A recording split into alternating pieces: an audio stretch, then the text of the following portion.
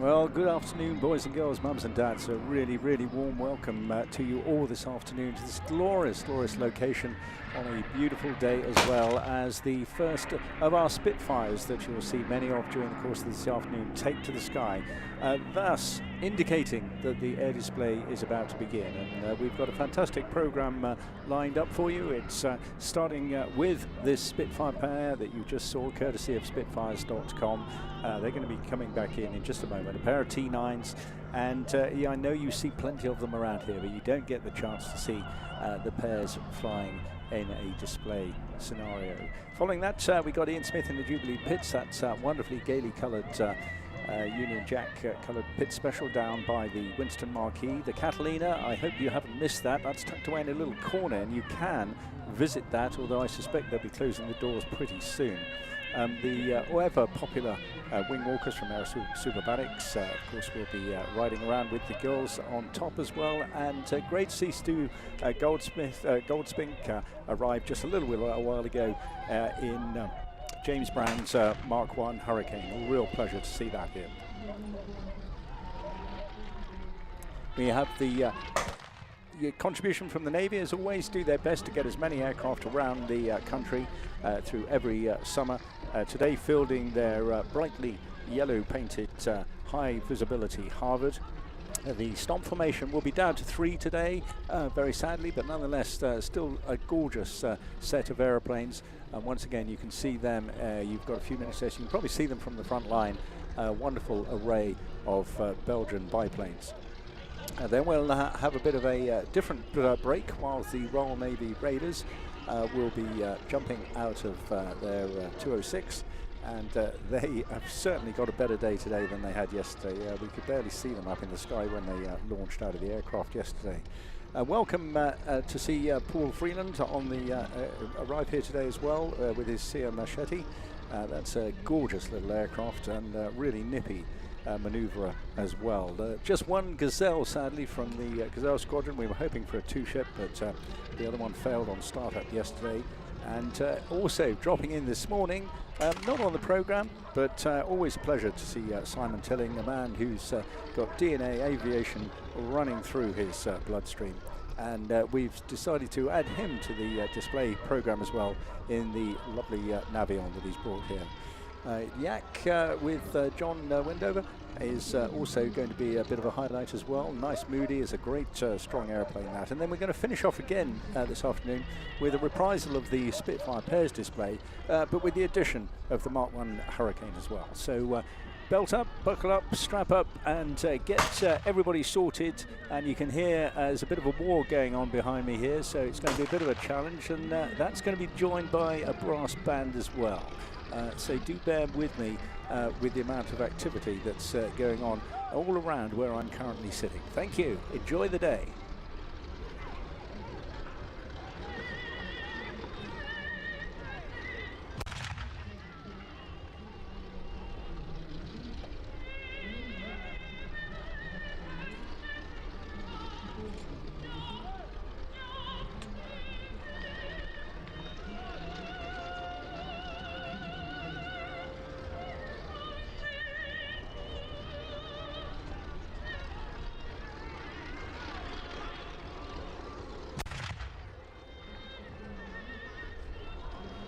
Yes, well, as we set the scene now for what's going to, I'm pretty sure, be a really superb 3 hours plus of different flying. There are a variety of different movements. Some of the aircraft will be departing off slot, others coming back in for a suck of gas before they head on to their home airfields.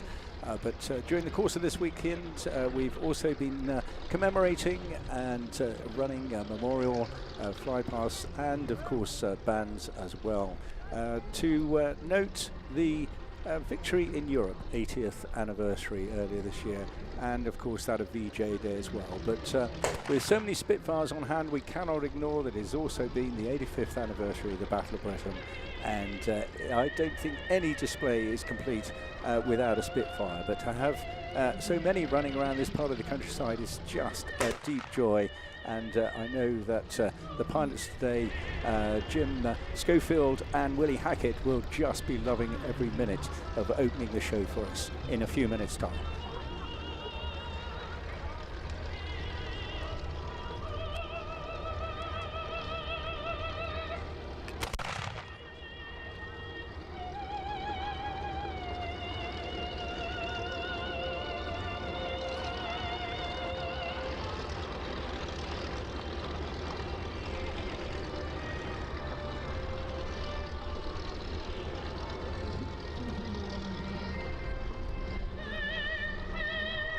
And you see touching out there Ian Smith's Jubilee Pitts. We're just going to endeavour to get him in the sky before we start. He'll then get airborne and hold off whilst we then sit back and enjoy the Spitfire prelude.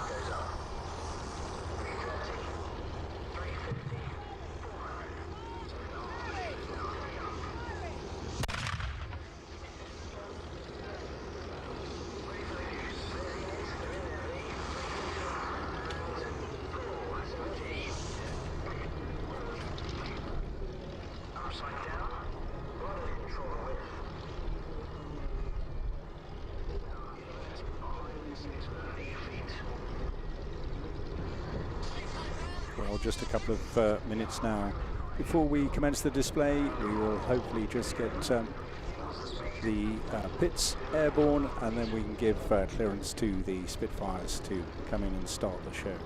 An extraordinary story, of course. You all know it pretty well. If you have been around here for a long time, you can't miss it. Please welcome from the left-hand side, from Spitfires.com, the Spitfire pair.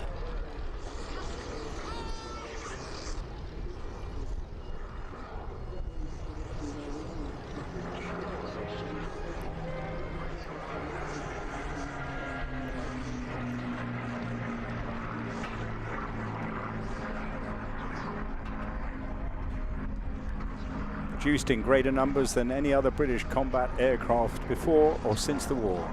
Over 20,000 Spitfires were built in 22 different variants, and the aircraft remained in production for 12 years.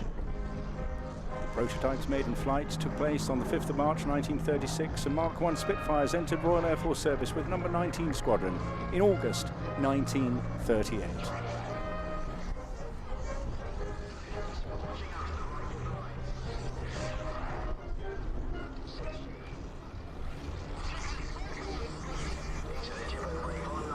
Every Spitfire's got its own personal story, of course, and these indeed feature that. And it's just the most delightful sight.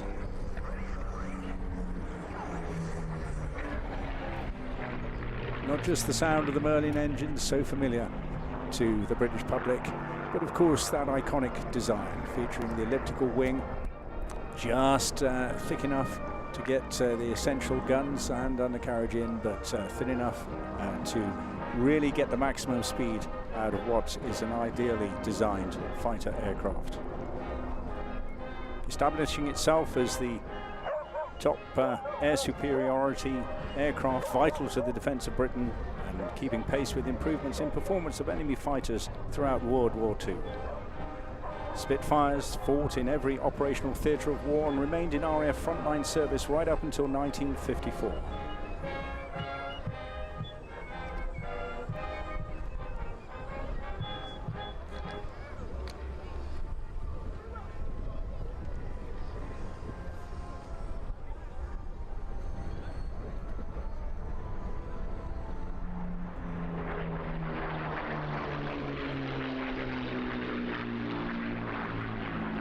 And that cannot fail to bring the hairs up on the back of your neck and give you that little thrill of emotion and pride that we must, of course, all have in it being a thoroughly British product, producing exactly what was required at perfectly the right time. At the end of its development, the Spitfire carried an engine producing more than twice the power of the original. Its maximum takeoff weight and rate of climb had more than doubled, and its firepower had increased by a factor of 5. All at the same time, its maximum speed increasing by a third in very much the same airframe throughout the course of the war.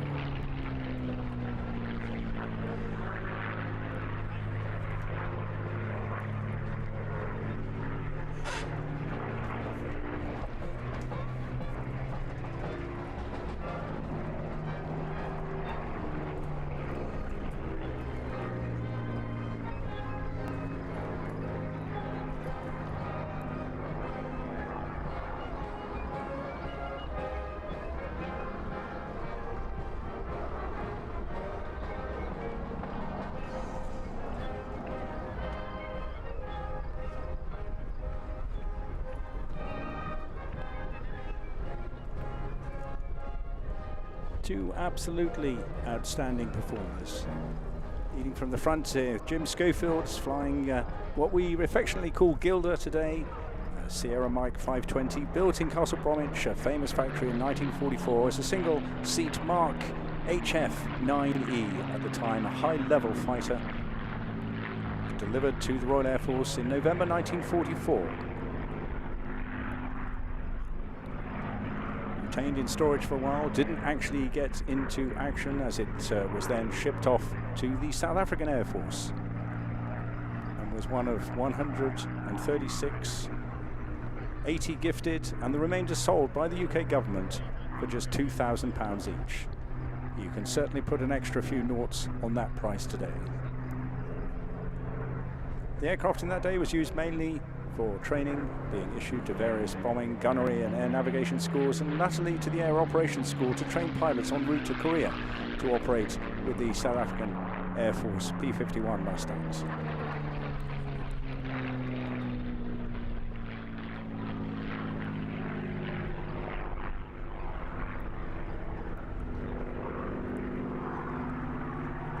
Flying alongside Gilder today, we've got Bravo Sierra 410, magnificent aircraft restored by Martin Phillips, operated by Spitfires.com, and carrying the name of the famous Polish pilot that flew it, in fact, till it absolutely couldn't fly anymore.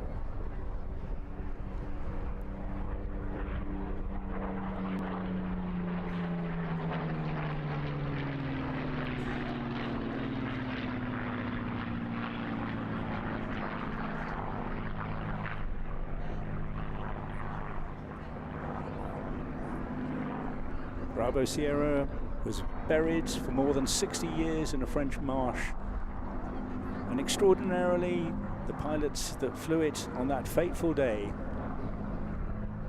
Piotr Kuralevich, a 23-year-old flying officer at the time, who bailed out of that stricken aircraft. Today a very old man, lived in Poland, he resettled there, a retired dentist, and was the last surviving pre-war Polish Air Force pilot, having trained on biplanes during 1939.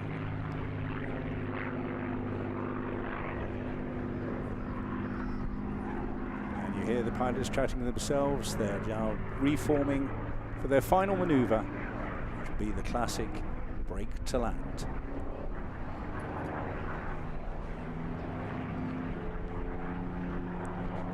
Pieter's name is still very proudly embellished on the side of this aircraft.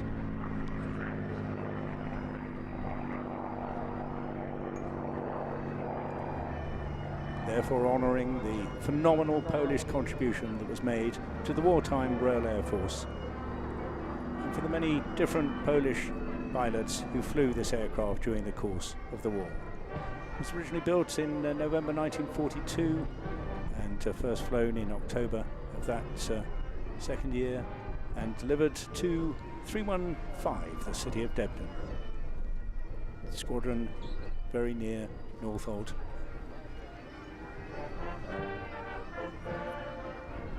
Now with the band breaking out on one side, I hear bagpipes on another, an extraordinary melee cacophony of noise, but keep your eyes to the left now as the Spitfire pair run in for their final break.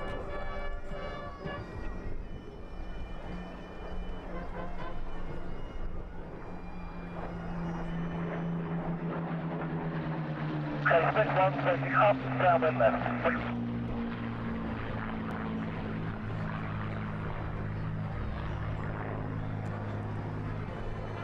In this 85th anniversary year, it's first, it's certainly worthwhile noting and remembering that the average age of British pilots during the war was just 22. The average life expectancy of each pilot was just 4 weeks. 544 of the airmen were killed, and of the 2,500 who took part, 574 of them were not even British. The total length of that battle was, of course, 114 days. Well, later, we'll see them with the landmark fighter aircraft, of course, that preceded it, the Hawker Hurricane, which unsurprisingly scored the vast majority of hits during that very, very difficult year that we had. But that will be back right at the tail end of the show this afternoon, because coming up next, something completely different. Whilst you see the Catalina also taxiing out, next up we've got Ian Smith in the Jubilee Pitts.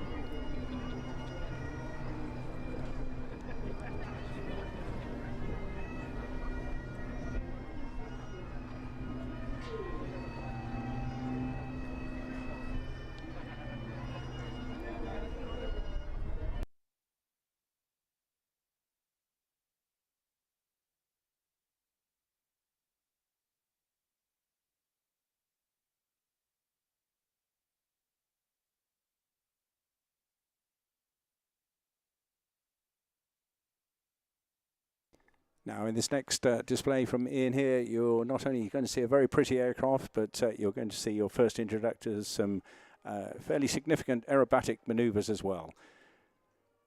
It's something that all pilots practice, and of course, as far as the military pilot is concerned, it is all about military maneuvers and, of course, trying to outdo your enemy at the same time. However, for civilians, it's very much a complex task and also an opportunity to compete against fellow pilots in a variety of different aerobatic championships. Britain has been at the leading edge of that, and so has the Pitt Special, but we just wait now for the Spitfires to make a safe landing.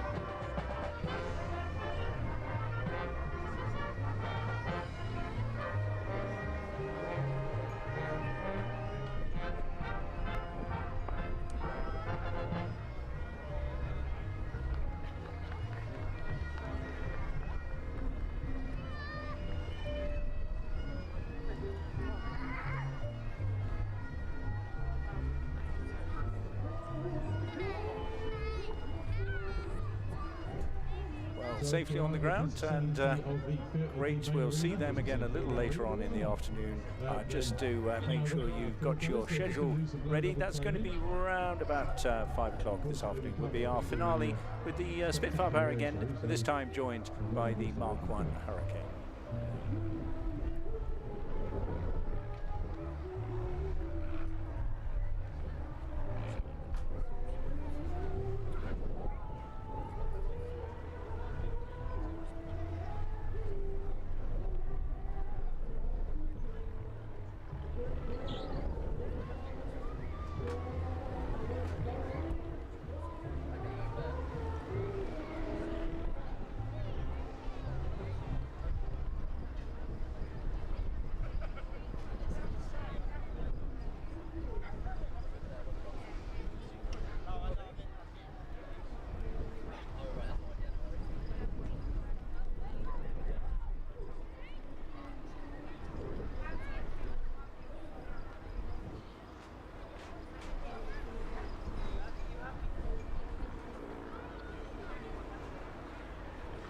And there he is on the roll, and you can see, oh, absolutely wonderful. What a really maneuverable this aircraft is. Yeah, he's going to go through a whole series of different maneuvers. Not quite as wild and wacky. It's a reasonably mid-range display, this, but nonetheless, the aircraft itself is a star performer with any pilot that happens to be on board. It's an absolutely superb machine. The history of this goes back to the mid-1940s. When the young Curtis H. Pitts designed his very first Pitts Special in 1942. That was over in Jacksonville in Florida, and powered by a very, very low powered machine, just 90 horsepower Franklin engine in those days. But unsurprisingly, this was really developed to become, well, essentially the whole aim was, of course, to make an aircraft that could really compete at the top end of all aerobatic championships. And it dominated many, many world championships right through to the 70s, including with our own very famous teams at the time, such as the Rothmans. And a whole generation of British pilots began their time on this particular machine. It's really superb. It's a S1E, and particularly picked up by, I think it was built in the early 1960s, and picked up by Ian Smith around 6 or 7 years ago. And he's really worked hard on his routine, and I know you will enjoy this. Not for the faint-hearted. It's a bit like putting yourself in a washing machine and selecting fast spin straight away. It's not as modified. Some of you will have seen Richard Goodwin, I suspect, in his other. He had a Union Jack, he still has it, Union Jack aircraft G-Whiz, and he's now doubled up with a Jet Pitts as well. Not in that class at all. This is very much a lower powered and in many ways a smaller Pitts, because it's more original Pitts. But coming through from the left-hand side now, here's Ian in his trademark knife edge opening pass, and you can see what a beautiful aircraft this is, and you can also see how absolutely very tiny it is as well, with the pilot absolutely tucked down, sitting right in the middle of the fuselage there, set between the two wings. Two wings very important, of course, because they were refined to improve aerobatic performance, along with improving the engine performance, actually doubling it very quickly to 180 horsepower, and then adding a symmetrical airfoil in the 60s, which added to make inverted flight characteristics pretty similar to flying normally upright. Let's just sit back and enjoy going upside down and inside out for a few more moments.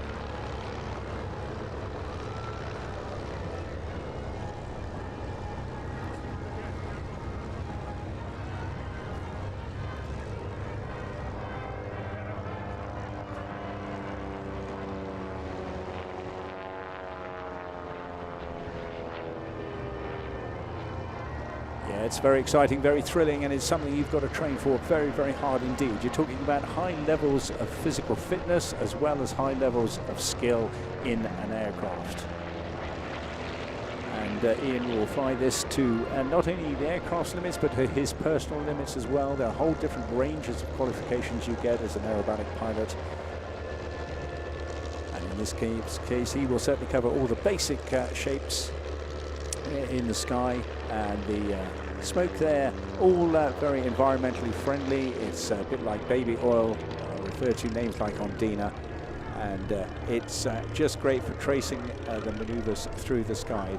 Going up inverted there, not a very comfortable position to be in, of course, all the blood rushing to your head, but he's just holding it there and then converting that back into not just positive speed as he comes over the top, but then using that speed and the descent now. This is where he really builds up energy to enable him to get the inertia to not just climb straight up, but also to insert tumbling and rolling maneuvers on his way up as well. So all in all, there's a lot going on in the cockpits, there's a lot going on in his head, but the aircraft is more than man enough to do it.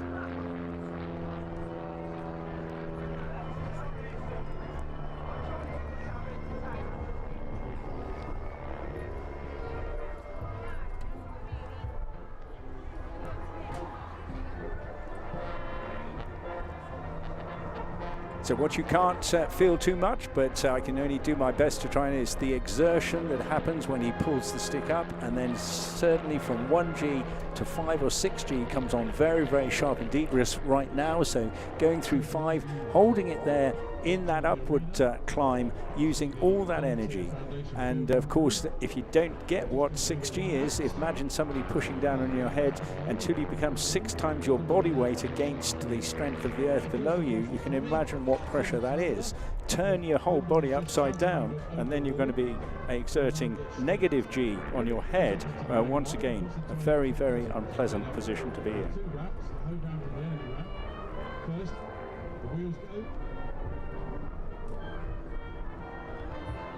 Leo and Fella, Dan hanging off the back, Dan will take that to hauling. Tommy, Leo and Fella prepare for an inverted into the wall.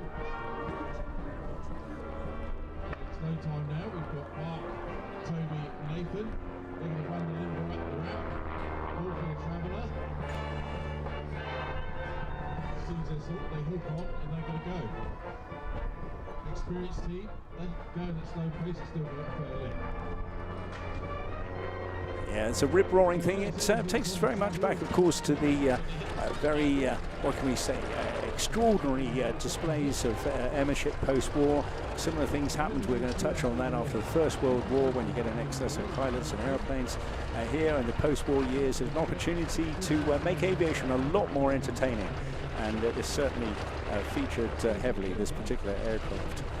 Curtis Pitts, he often used to paint a couple of images on the side of his aircraft, and they became known as the Stinkers.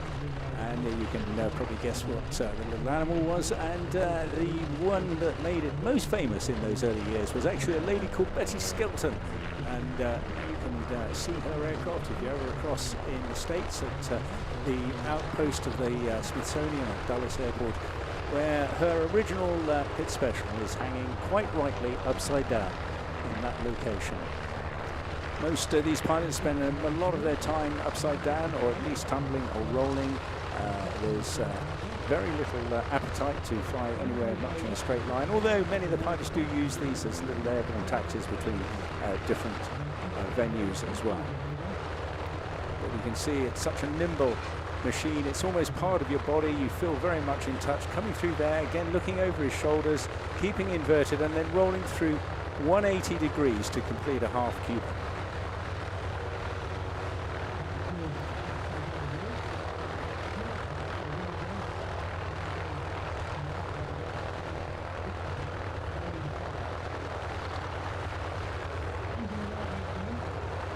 In those turns, once again, the G coming on very, very strongly indeed. Streaming and mixing up his smoke patterns there, again, gives you great opportunity, just adds to the visual enjoyment of the performance. Almost hanging on the speed drops away, and occasionally you can go into what we call gyroscopic maneuvers, where the propeller is actually driving the airframe rather around than the pilot is intending to do. So it takes over. Just coming towards the tail end of this display now, and he'll be feeling pretty tired. This is something you've got to practice a couple of times a week to stay right on the top of your game. But you can see very comfortable. I'm just so pleased for the pilots today that the sky has cleared magnificently and the wind has dropped. We're down to at least half of what it was most of the day. And of course, it was really wild towards the end of the day. So this is Ian Smith here, knife edge pass. He's looking down at you, give him a wave. He'll be able to see a few of you there. And again, a glorious paint job on that aircraft as well. Really superb.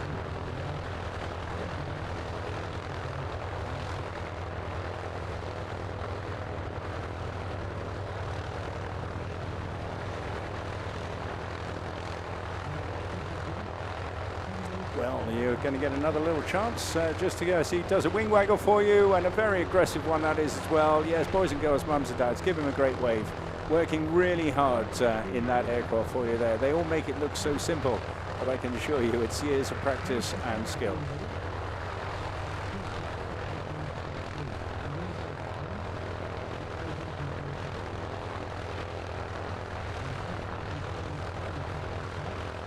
Well, I don't know about you, it's almost utterly exhausting just watching it, but it's great to see. And he's a busy guy during the course of the season, as many of us are, and having a really super time.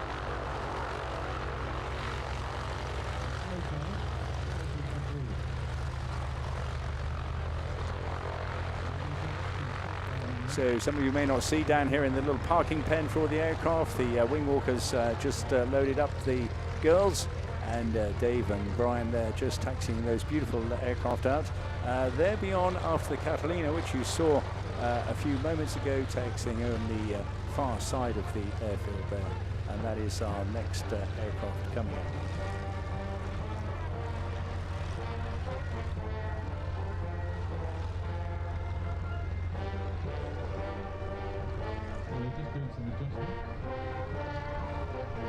A huge amount goes into planning these displays, of course. It's a massive team effort, and not just around the showground, but managing the aircraft as well.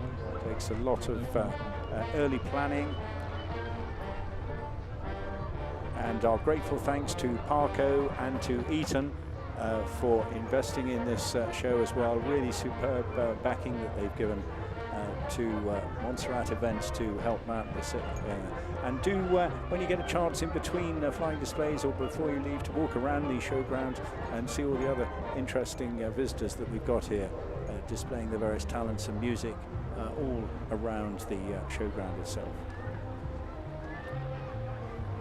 Helping us on the way, of course, a lot of volunteers, safety staff, and the local police and emergency services, all contributing to this lovely event. Well, out on your right-hand side, you can see the Aerosuperbatics making their way out. And we're just waiting for clearance, meanwhile, for the Catalina to commence its display.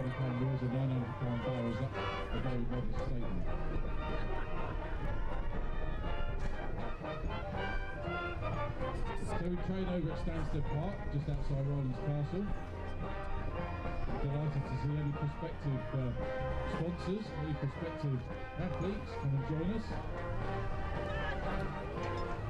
As I mentioned previously, these are all volunteers, give up their own free time to maintain the kit and train. And there's an awful lot of technique, but once you've mastered it... Well, the good news is we've just heard that command. The Catalina is being given clearance to begin its roll and go straight into its display. I think this is absolutely one of the most wonderful aircraft we have. It's a real privilege to come across from Duxford, and it's a very rare thing to see, although it is pretty busy on the air display circuit in UK, and nonetheless it's not something that you see in passing like the Spitfires that you see every day here. It's a magnificent machine. It's got romance, it's got beauty, it's got fantastic practicality and utility to it, but at the same time, of course, it also was a tremendous military workhorse as well, saving many, many lives and playing a major part in patrolling of the North Atlantic during the Second World War. Get anybody who's interested, have a go. So I always say to people when they start, like the day in the calendar, you've got a new birthday. Once you give this a go, pretty much all the sports start to pay it. It's the intention Well, we can always sit back and enjoy a very leisurely performance here. It looks benign, but it's not. It's the most phenomenal machine, this, and it has made sterling service in the history of, well, not just our country, but of course North America in particular. This aircraft representing is a PBY-5A designation for those interested in the detail there, representing the United States Army Air Force Catalina. It was named Miss Pickup. The aircraft, that particular aircraft, and here coming now with the wing floats out. This is a true amphibious machine. It was based in Hellsworth in Suffolk in 1945, flown by the 5th Emergency Rescue Squadron within the US 8th Air Force. Infamous. Used extensively for rescuing down aircrew in the North Sea.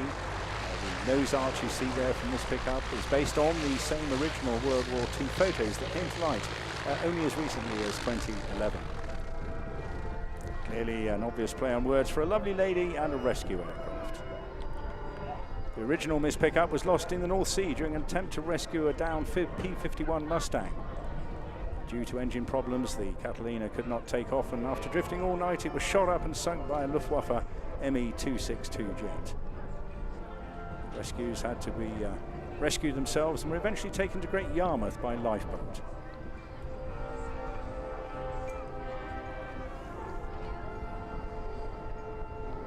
Could go on for hours and hours. Just the ferry flight here was a remarkable achievement. Celebrating its 82nd birthday here this year, built by Canadian Vickers at Cartierville in Quebec, originally for the Royal Canadian Air Force in the autumn of 1943, designated a Canso A in their lingo. The aircraft hunted enemy submarines patrolling day and night along the coast of Western Canada. Post-war, it was used for Arctic survey work and briefly as a freighter before joining a search and rescue flight, where it served until finally being sold in 1961. From there, it went through many different owners, began a long career as a water bomber fighting forest fires all over Canada, and with seasonal work in south of France and Chile as well. But you see on the side there those magnificent blister windows, and they were added when it was purchased in the 1990s to commence an African safari flight project. Had additional passenger seats fitted as well, and a rear air stair, but the view from those blister windows, I can assure you, is absolutely superb.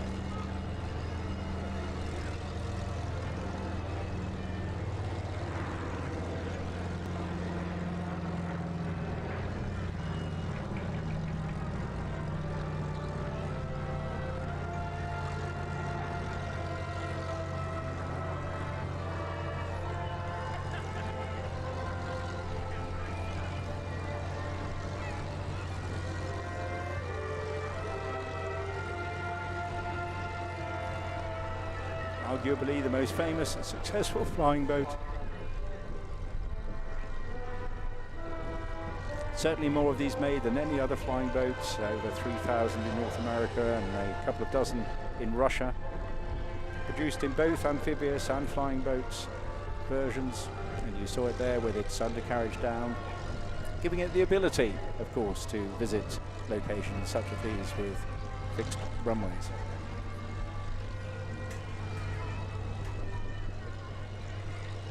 Used extensively for anti-submarine warfare, coastal patrol, convoy escort and air-sea rescue.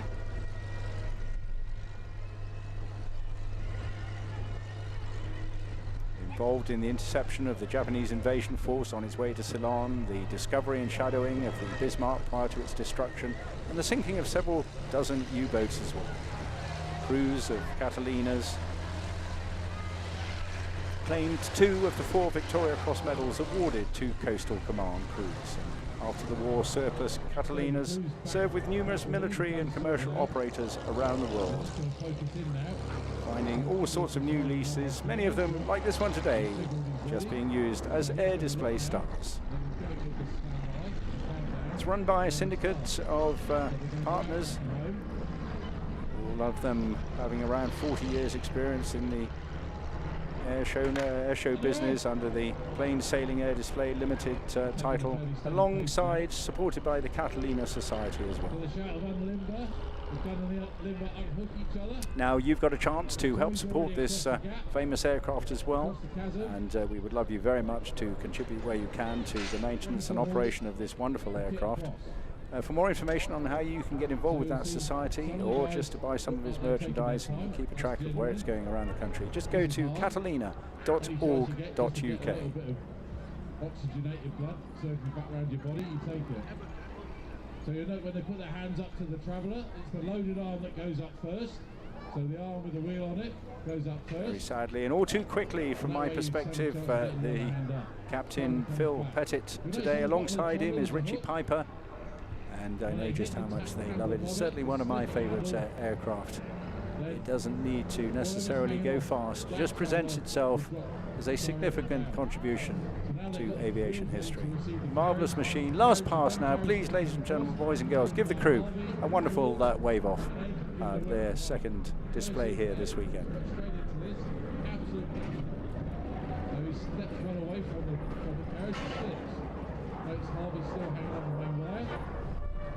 The carriage then goes on, have the wheels reattached. Harrison just wait to make sure that they're ready to receive the barrel, and then he'll give a wide. Barrel rides away, hits the 10 foot, slips straight into the carriage.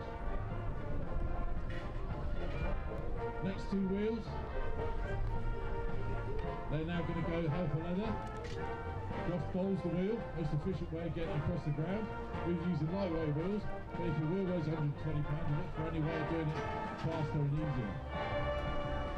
So now the guns. Well, whilst we wait now for the Catalina, having done a teardrop over your left-hand side there, coming into land, we'll then be launching the Aerosuperbatics. Dan steers the limbo around the 10 foot, and then the lock pull, our last athlete comes across. Paul's been running for about 20 years now. As soon as he's in and down, they'll go into the first action. So that's the run out. First action, 3 rounds.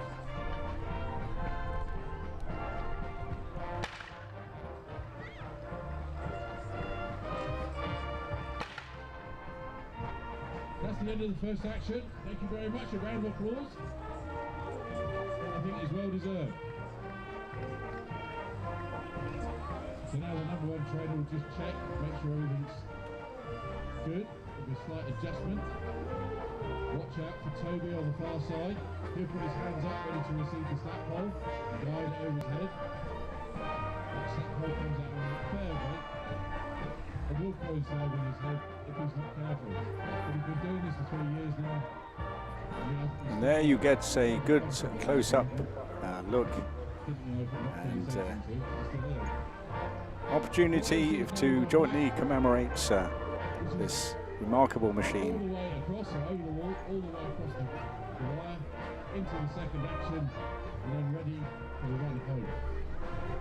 It was Sergeant Francis Glasser, a radar observer back in 1944, who recorded that he found an artist who painted a blonde on both sides of the hull, and he named her Miss Pickup, of course in recognition of the work that the Catalina did, and drew a crowd wherever she went. That's always a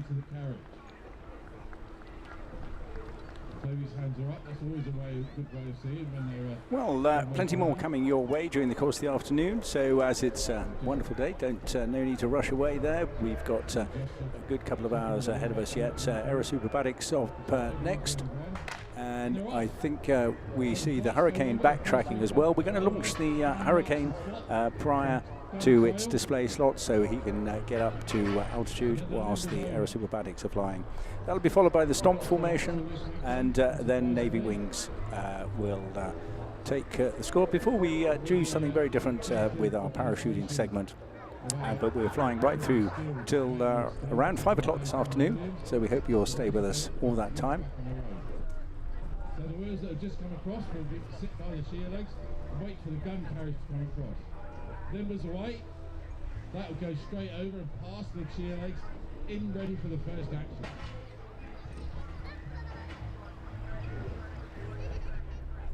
Those of you will be here today will notice not just a significant change in the wind strength, and I'm delighted to say it's much more pleasurable today, but also an extraordinary 180 degree reversal in the wind direction as well. It was absolutely blowing a hoolie, 30 knots plus at times here yesterday from the southwest. Now we've got this very cool northerly breeze, much more comfortable to work in, I can assure you.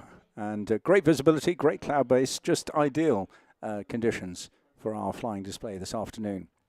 By the way, if you haven't discovered Spitfires.com yet, and you want to treat somebody in your family or maybe have a go yourself, then if you come down to their main stand, which is down near the main arena, the Oval Arena, near to the big white box, just rolling now on your left-hand side, Aerosuperbatics getting airborne as well.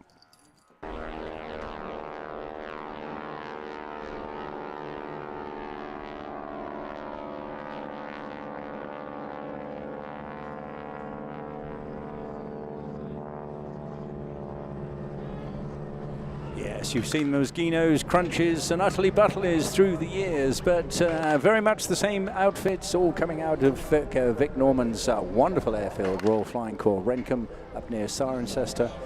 Got a stable of 5 of these outstanding Stearman aircraft, and flown today by the well-known experts and also some jolly young girls who will be doing acrobatics on the top of the wing, whilst they're just climbing to heights and moving off, beautifully lit up by the sunshine behind. Rolling from left to right now, Stu Goldspink in the Mark 1 hurry.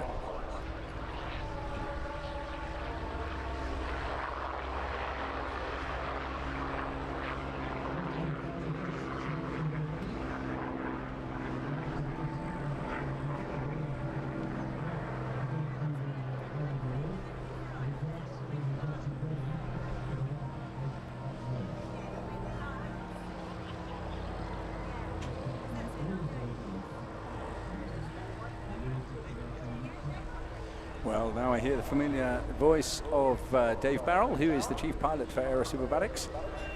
He's just positioning them. You see them at far high on the right-hand side. He'll be using that height in just a moment to take a dive in for their opening maneuver. Alongside him today, Brian Corns. And on top, we've got Kirsten and Emma.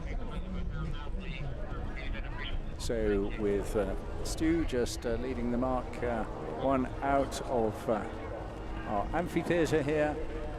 Keep your eyes peeled on the right-hand side. They'll be going inside, out, upside down, and round. So whilst the girls manoeuvre and do their aerobatics, the boys will be doing their own form of aerobatics as well.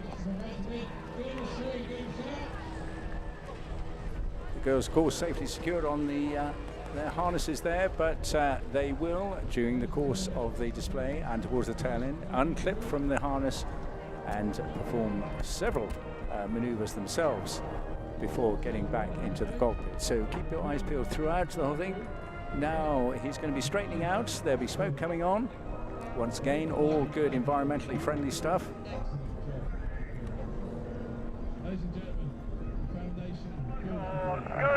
And there we go, that is the start of the display. And of course it is the co-pilot's, well, the wingman's job to absolutely replicate all the maneuvers in synchronicity with the lead pilot, Dave Barrell.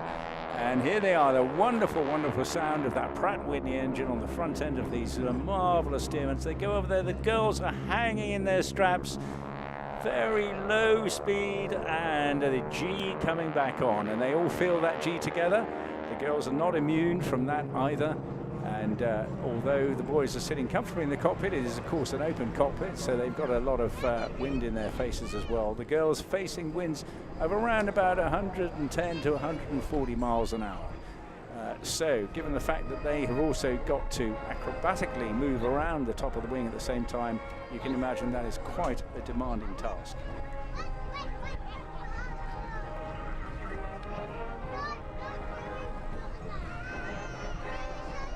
Not your average Stearmans though. When they were first built, they were the mainstay of training and literally trained thousands of pilots, mainly in North America. a really strong, sturdy aircraft. But these have been modified primarily to overcome the drag of having a person riding high up on the wing like that, and thus the big Pratt & Whitney engines. Keep a really, really good look and just see the position that these girls are in. They're quite extraordinary. And they absolutely love it. I spent yesterday interviewing them, and it was just wonderful. They've just got such a thrill. They love being upside down. And one of them, I think it was Emma, was telling me that she not only enjoys being upside down, but she loves it when she's upside down and then they go upside down, which means she is literally looking at the ocean, or the land, depending where you are. It's quite bizarre.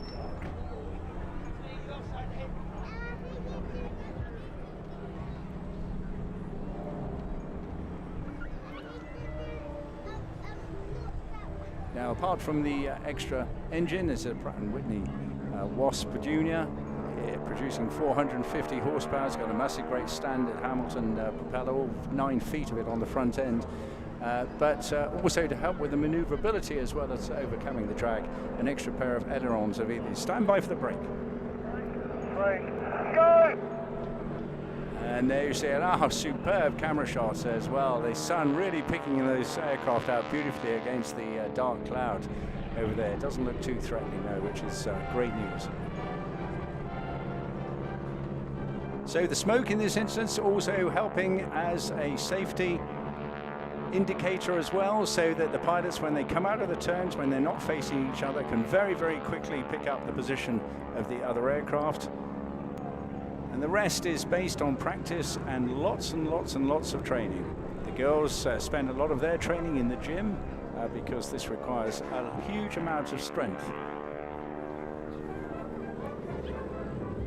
Some of you may well have also seen the recent Mission Impossible movie as well, where Stearman aircraft were used in that amazing sequence right at the end of the film. And that is because they're great, they're really sturdy, strong aircraft, and yeah, he was crawling all over those aircraft for real. There's no CGI in that movie. And here we go for another great photographic cross. So as they go Humpty Bumpty there, the G's on, then it comes off, all the blood momentarily, like going over a humpback bridge, up to the brain, and then leveling out again, everything's normal.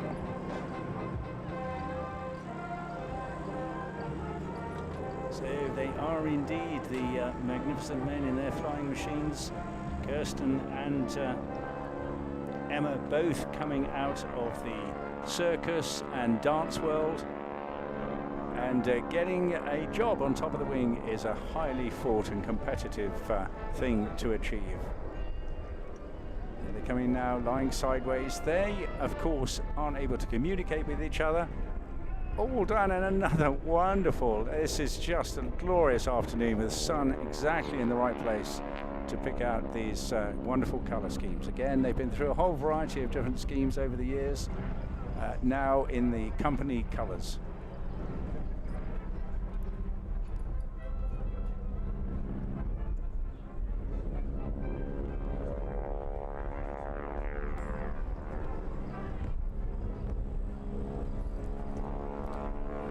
These aircraft also synonymous with the barnstorming years as well, right after the First World War. The plenty of biplanes around, surplus to the war, and plenty of pilots, of course, who had experience of combat. Here, pointing out to sea in their swan formation, rip-roaring stuff indeed. It all goes back to a guy called Ormond Locklear, who extraordinarily decided that whilst he was flying an aircraft, he'd wander out onto the wing and try and do a little repair to it. So that led to him then jumping from one aeroplane to another without any safety harnesses whatsoever, and hence the aerial circus and barnstorming years of the 30s, and of course right through until after the war as well.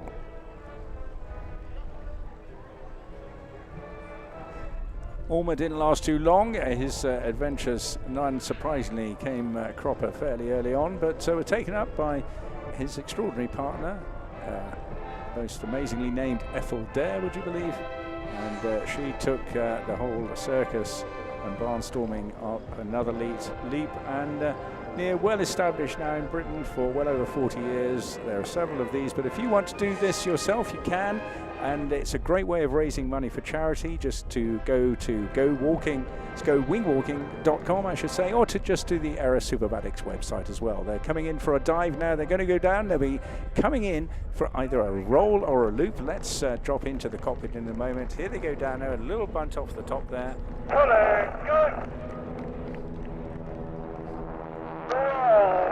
And into a magnificent roll as the girls once again hang upside down in those straps. Big smiles on their faces, but of course all the time they are moving their limbs against a very, very strong wind. They're doing their different routines. They're communicating with each other in various ways. The boys can obviously chat to each other, as you've heard on the radio. The girls using their hands to indicate what's coming up next. All rehearsed as well before they get on board, of course. Oh, look at this. Absolutely wonderful stuff.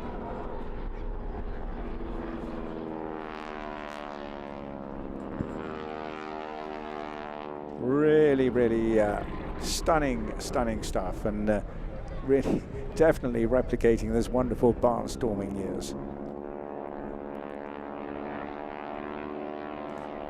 So that rasping you can hear, that is because there's a lot of power and a lot of revolutions in that massive great wing, and the tips are virtually going supersonic, giving you that wonderful rasping sound. So now the girls will be going through their next set of maneuvers, which will be maneuvering around the top of the wing, and they'll do a couple of passes now in various positions.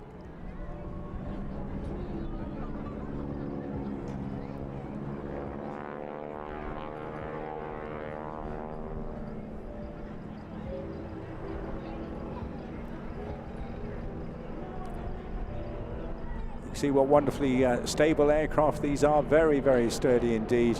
The girls now pointing way out in their swan. Absolutely terrific. Necks in the form of their arms pointing out to the great blue yonder.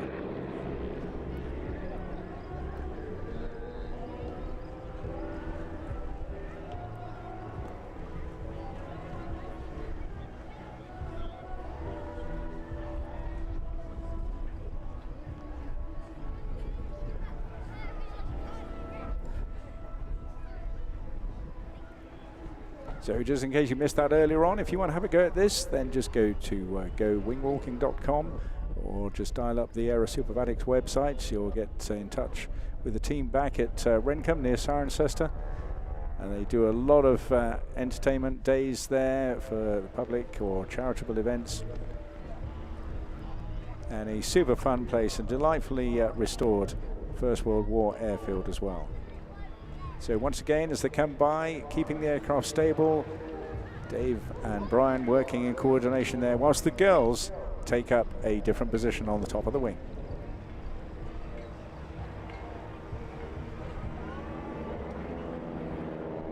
And just look at the strength and agility of those girls, the position they're in to do that and wave to you at the same time.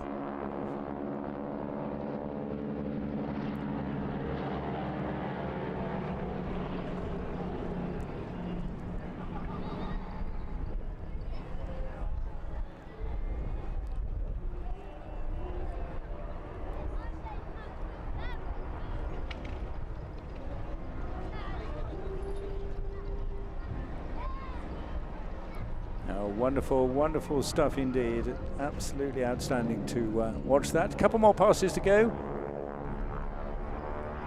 Having done with bits, they'll be stepping down now. Coming back this time, I think, for the arabesque.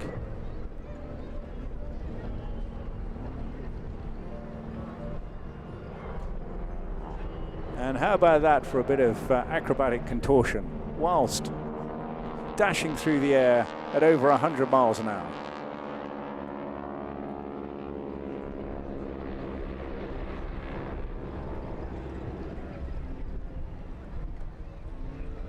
Again, it doesn't matter how bumpy it gets. It will be still a little bit bumpy in those aircraft. Get a little lift off the wings, not necessarily speed, of course. It's not an aircraft made for speed.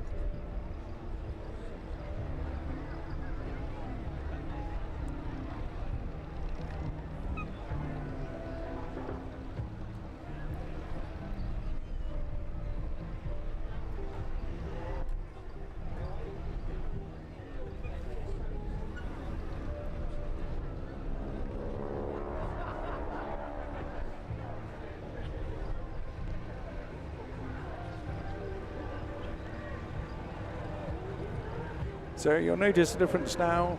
The harnesses are vacated, the girls back down into the cockpits, and a great opportunity for them to give you a wave off, for you to show your appreciation of what is always a thoroughly entertaining and outstanding air display. Very, very well presented indeed.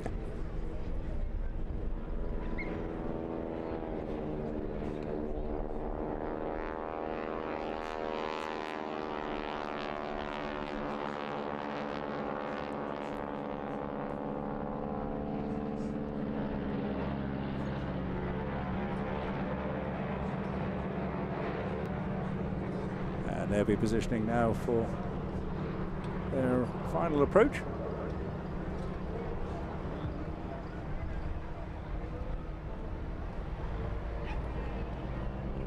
Well, just listening to the radios, they've elected to make one more pass and then turn it around, so they'll be in the right configuration for now returning to land. So last chance to give them a wave. Boys and girls, mums and dads, you know what to do. The Aerosuperbatics Wingwalkers.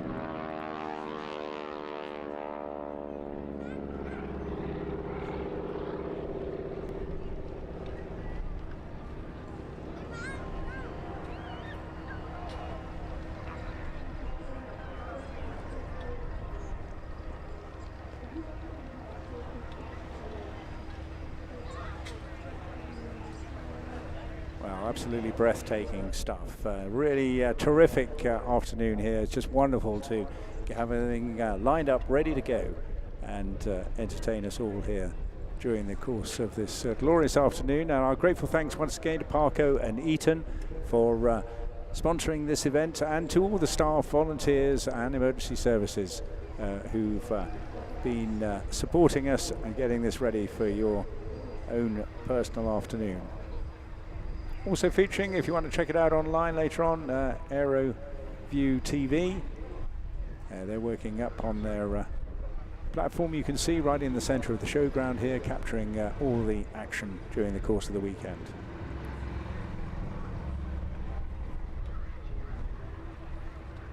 So Dave and Kirsten safely back on terra firma, closely followed by Brian and Emma. They'll be taking a quick suck of gas, and then they'll be making their way back to Rencorp, so we'll see them get airborne again before the end of the afternoon. Whilst we changed the scene, you saw a wonderful Hurricane pre-positioning itself earlier on, just a couple of minutes now before we call that in for its solo display.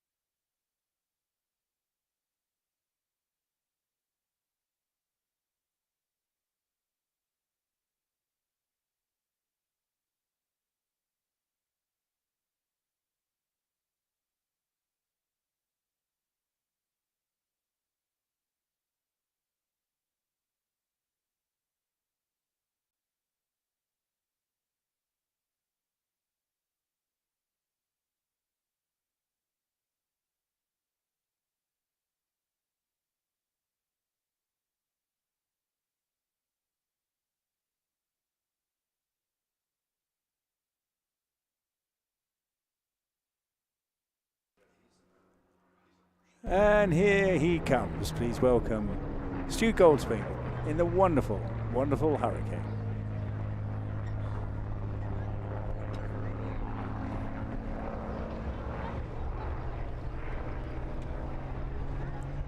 The Hawker Hurricane, one of the classic fighters of all time, designed and built for war, was right at the forefront of Britain's defence in 1940, playing a major part in achieving victory right at the end in 1945. Sidney Cam, the brainchild behind this aircraft, way ahead of R.J. Mitchell, but not too far. He commenced the design work for this Hurricane in 1934, A well-known name and a huge pedigree he left in British aviation as well, having gone on to design the Typhoon, the Tempest, the Hunter and the Harrier. What a collection of aircraft that turned out to be. Quite magnificent.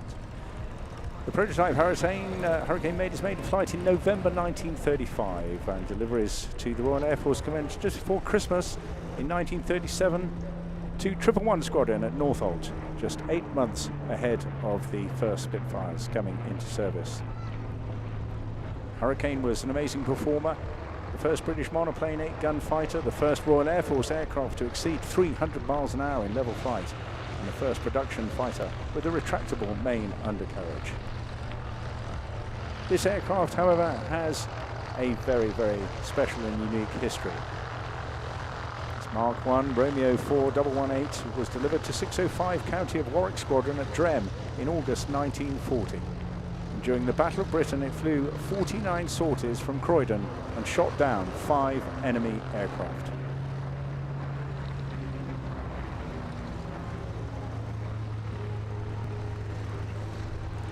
After being battle damaged in October 1940, the aircraft was rebuilt and taken on charge by 111 Squadron at Dice in January 1941 and was flown on patrol over the North Sea and was again in combat. Over the following 2 years, it was used primarily as a training aircraft with 59 and 56 operational training units, and was rebuilt a further 3 times following major accidents, including hitting a lorry on the runway and being stuffed into a snowbank.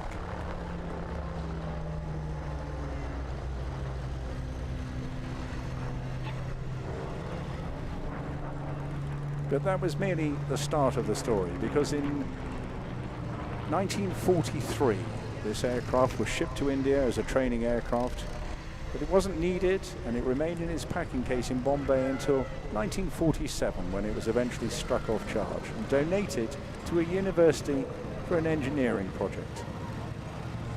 Fuselage stood outside in a compound with the propeller, wings and tailplane laid on the ground, and remained there right through until 2001, when the wonderful gentleman Peter Vasher was able to conclude a 6-year-long negotiation to get Romeo 4118 loaded and back to UK, and then restoring it to this wonderful flying condition you see here today, now in the ownership of James Brown.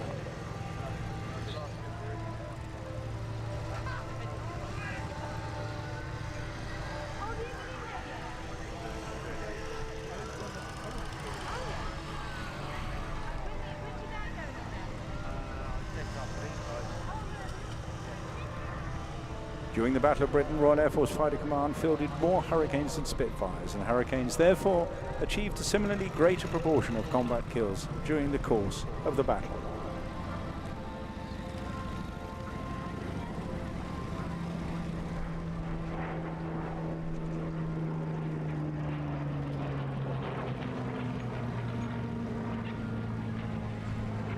During its lifetime, this aircraft was fitted with no fewer than 5 Rolls-Royce Merlin III engines and underwent 4 major rebuilds. It is still powered today by a Merlin III.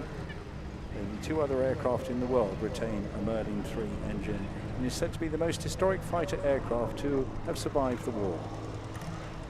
Over 14,000 of them were built, and the aircraft served operationally on every day throughout hostilities in every operational theatre in many different roles.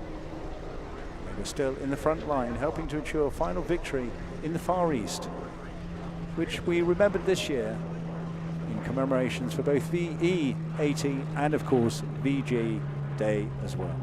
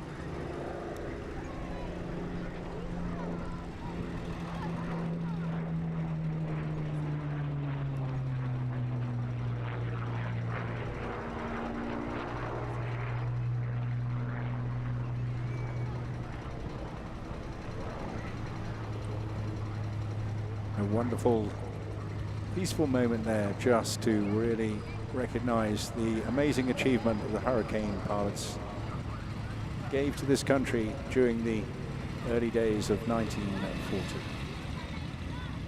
We've had the statistics, and they are truly remarkable. And so it is remarkable that this aircraft we still see flying today after such a lengthy story and so many different sagas and rebuilds brought back to life.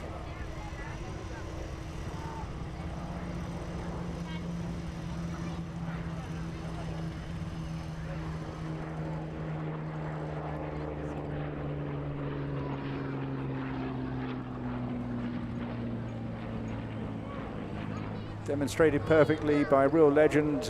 Many of us familiar with Stu Goldsmink, an absolute star of the air display circuit, routinely flying out of the wonderful airfield at Duxford.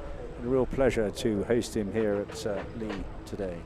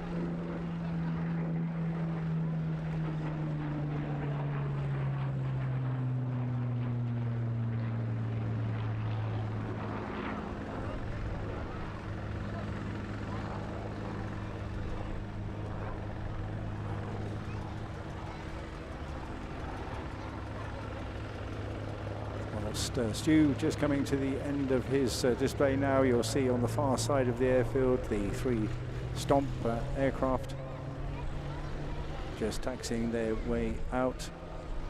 They'll be followed very shortly, I think, by the Harvard starting up as well to get him in position.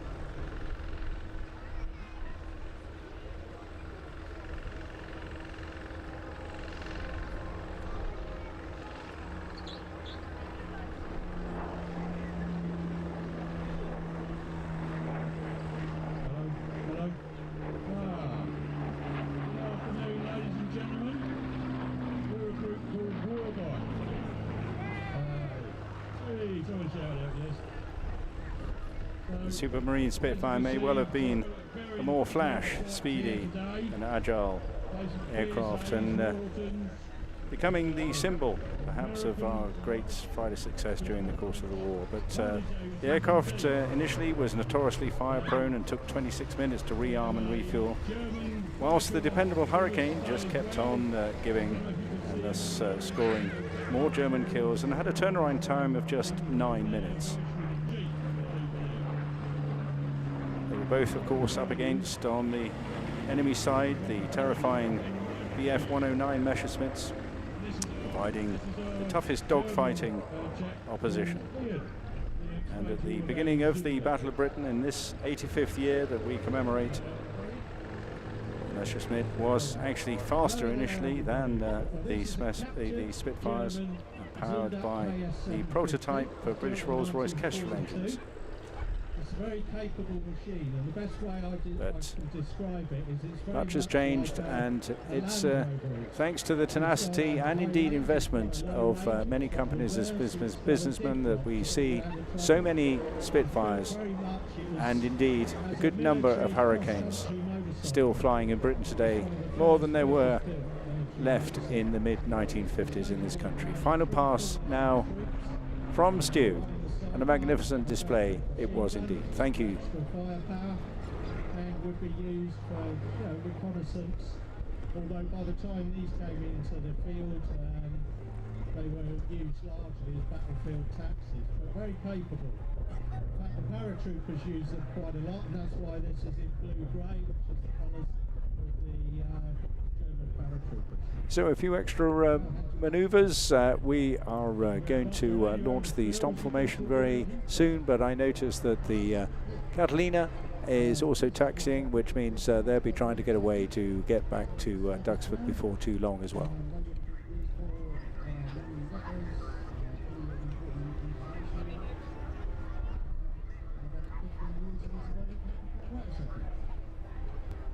Thank you very much, Phil. By the way, his nickname's ugly, don't know why. Good afternoon, ladies and gentlemen. Neil. On 1940 G3WR Maxless, which was the first of the Maxless products that Yarn adopted. 1941, they changed their front ports from being girder ports, as you can see on the front here, to televert ports. And it was favoured very much by the dispatch riders because it was 6-inch cover on the front wheel, which made going over off ground a lot easier. You may have seen me standing up going over there. That's because I didn't want us all done. I'll hand you on to the next person. Right, I'm sorry, but it's got to go to the Americans. And you know what they done? They won the war, don't forget. Of course we won the war. Harley Davidson's of all things. This is what this machine is here. Basically it's 45 cubic inches, which translates to roughly 750 cc. Lovely bike, really enjoy riding it. Really low to the ground, not awfully good off road on the bike. That's just the way they are. Very gentle, brilliant. Goes on forever. Doesn't overheat, apart from yesterday during the parade. But yeah, it does the job. Yeah, that's possible. Lovely, thank you everyone. We are Warbike.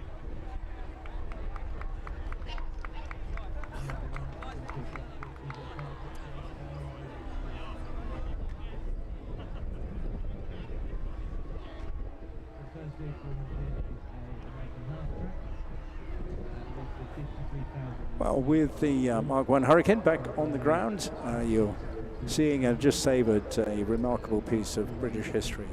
And a very, very special warbird indeed. Lining up on your left-hand side, though, we've got 3 of the 4 stomps getting ready to depart, and behind them we'll probably be taxiing the Catalina down to the other end as well. These aircraft are really interesting. They look like a tiger moth. Perhaps they might feel a little bit like, but they're certainly not. This is a Belgian 2-seat trainer touring biplane, designed and built by Stampe and Tongan. The aircraft was also built under license in France and French Algeria. First flew in 1933 and was introduced into the Belgian Air Force in 1947. Initially as an advanced aerobatic trainer, but redesigned wings and also improved with the addition of what has become a pretty famous engine, the Havilland Gypsy Major engine. Production of the aircraft was interrupted during the course of the Second World War. Only 35 were actually built before the company was then closed during the war, but then reopened between 1948 and 1955. with transferring its name from Stampe and Vertonghen to Stampe and Reynard, who built a further 65 aircraft as trainers for the Belgian Air Force. Yeah, this is going to be powered by 4.2, 36 rather than 6.2 the half track. Very same purpose, and this is right now the flag on the as mentioned, if you like the WC range, that's one of the last recently. You sure though? Sorry, this way.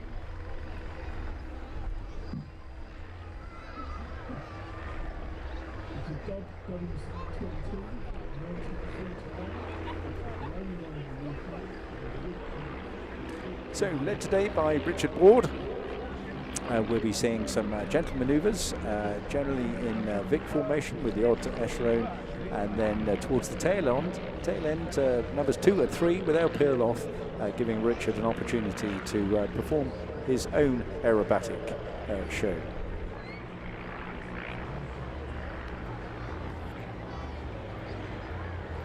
License built in France.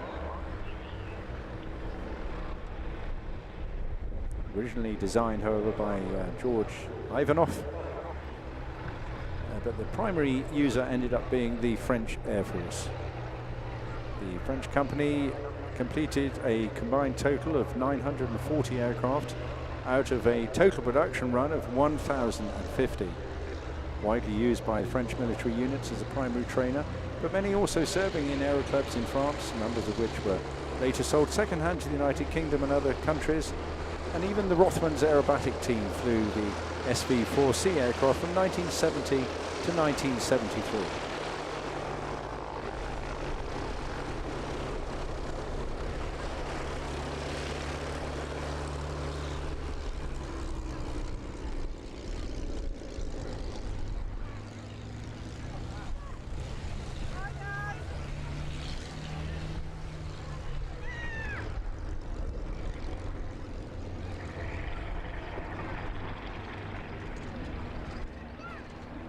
All their pilots truly inspired. Coming in now for their first pass in Vic, led by Richard Ward, whose inspiration came from when, as a young lad, he went with his father to watch the movie The Battle of Britain.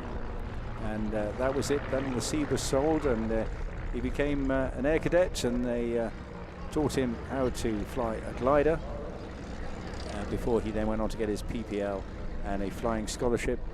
Being taught then by the well-known Barry Tempest, another great name from the last 40 years, and also another man alongside Vic Norman who introduced the art of wing walking into the United Kingdom.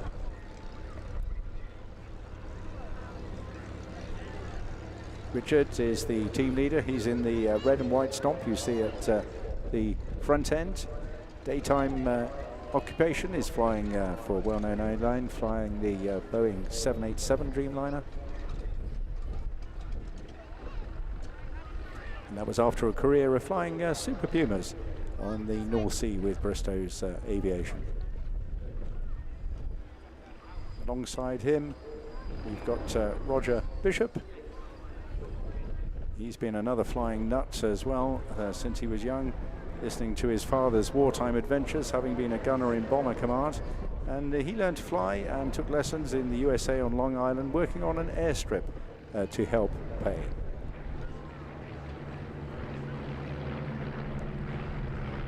On the other wing of Richard, we've got Richard Burliand. He was inspired also to take over aviation by his grandfather, who had served with the Royal Navy's Fleet Air Arm during World War II. But he also only took it seriously when his family also moved across to the States, and his early flying was in New Jersey, before then going on to get his commercial pilot's license. So again, with the limited area, it's a fairly constrained flying display area, this. So they're unable to extend out on what we call the B-axis. That's over the top of the hangars in front of you. Most of the activity required from left to right along what we refer to as the A-axis, basically the line of the runway.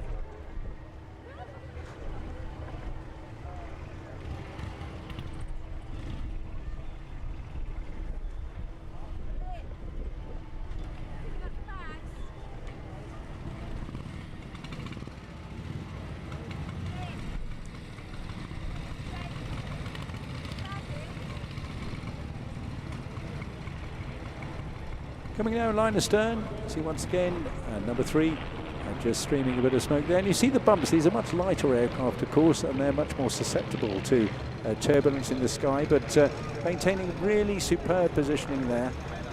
When they tuck in just underneath, and that of course is to avoid the prop wash of the aircraft in front of them. If they were to tuck right in, not only would they have to suffer the turbulence of the air, but also they would get thrown around an awful lot by the circulating prop wash coming right down and around the fuselage of the aircraft in front of them.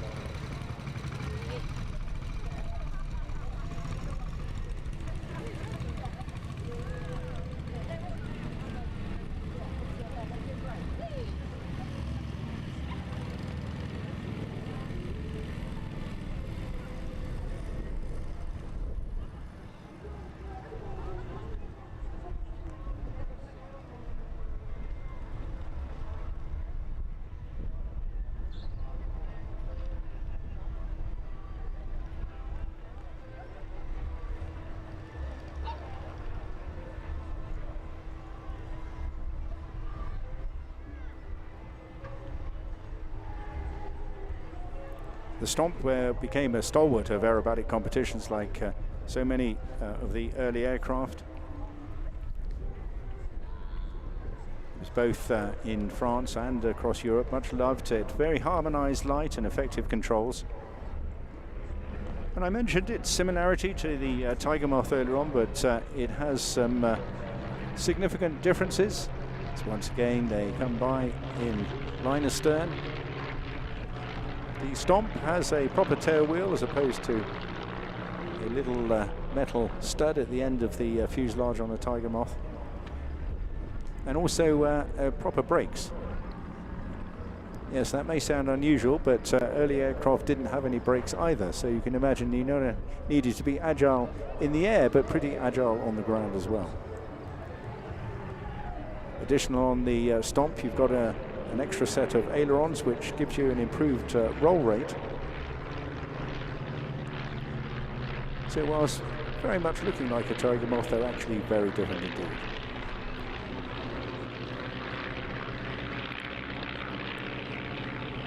I mentioned their performance with the Rothmans formation team, who flew with 4 Stampes in the early 70s before they went on to the Pitt Special and the legendary Neil Williams.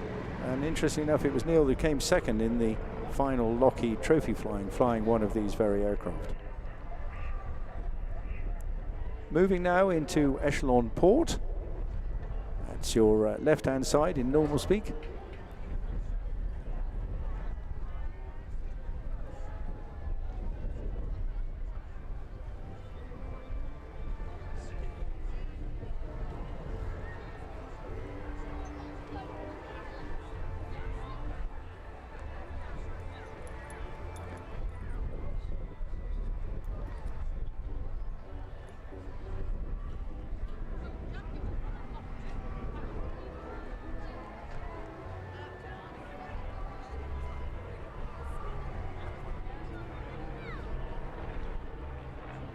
So they're very much under Richard's command, continuing the finest traditions of these classical barnstorming periods of the 30s and 40s. 4 open cockpits, aerobatic biplanes, flying at speeds up to around about 130 miles an hour. And as you can see, still using up a reasonable amount of airspace, but keeping the display itself very tight in front of you throughout the entire routine. They regularly operate as either a 3 or 4 ship formation, occasionally as a pair depending on the location, and of course their own availability as well. But it's also got great short field landing capabilities, and they can display at the smallest of airstrips around the countryside throughout the British summer.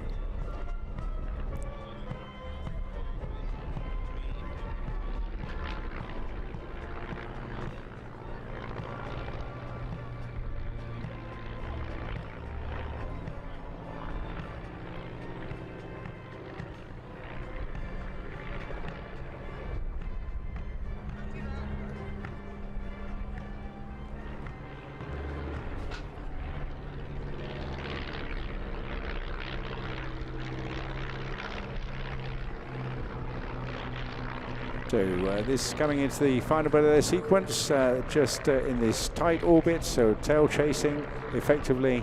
But now numbers 2 and 3, the other Richard and Roger, breaking off. And they're giving Richard Ward an opportunity now in his lovely red and white Stampe to display the maneuverability of this aircraft in a pretty small area. Of course, low speed, but it's a great handling machine. Those extra ailerons really adding to the agility of this aircraft. And he's asked me to play his own personal favourite for this particular sequence.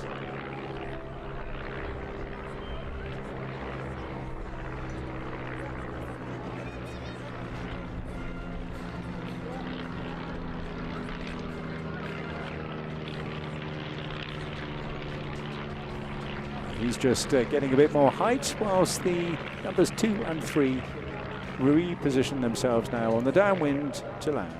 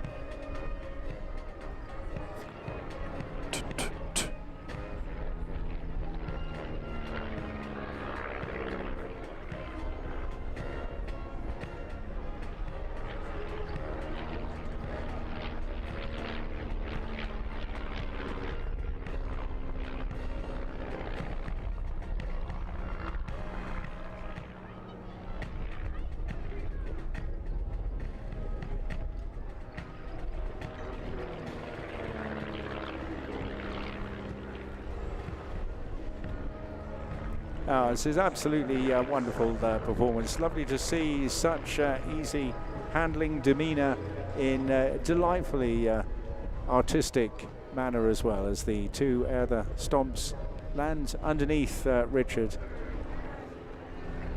Rolling and looping an aircraft there. You can just see how you have to work hard through that, any sort of roll, to ensure that the nose doesn't drop too quickly on you. Can be very hard, but they all make it look so terribly easy compared to what is going on in the cockpit, where you're balancing elements of rudder and stick in the different positions that the aircraft is going through. So you're working all the time through a loop. You don't just roll it through, you're working through adjusting the angle and trajectory to make sure you're still going in a straight line as well. Lovely arcing wing overs, an absolute joy, a real pleasure to fly machines like this.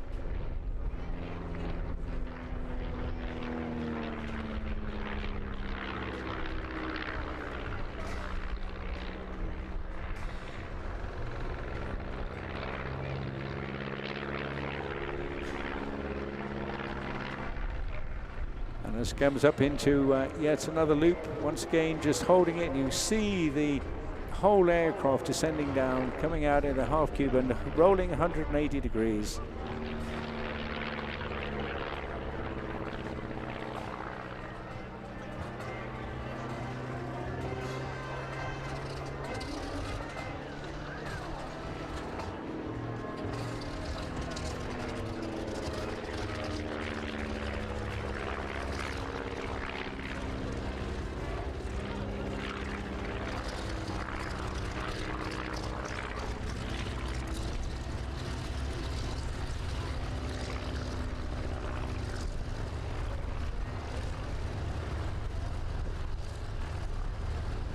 And that is Richard now calling complete the end of his display. He'll be turning into a left hand circuit now to join his comrades on the ground below, and that just gives us one more aircraft before we go into the parachuting mode for a few minutes.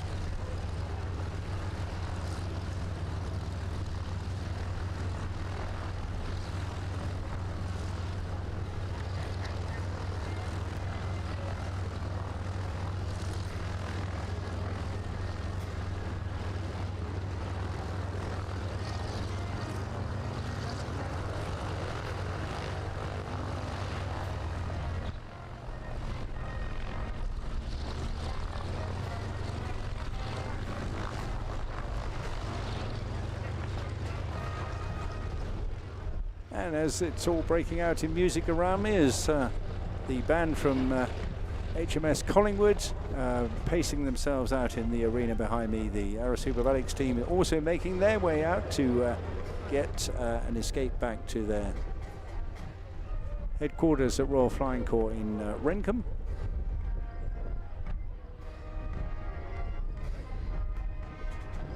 And I suspect we will also try and get the Catalina away at much the same time.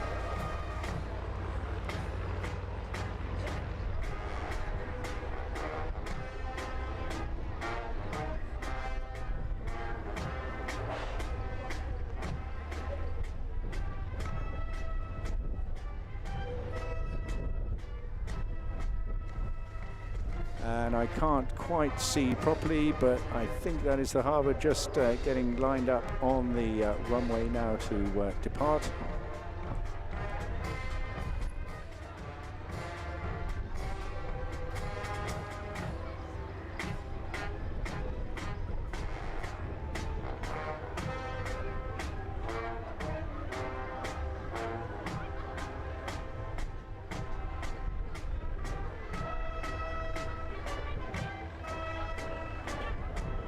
And in fact, we're launching the Catalina first.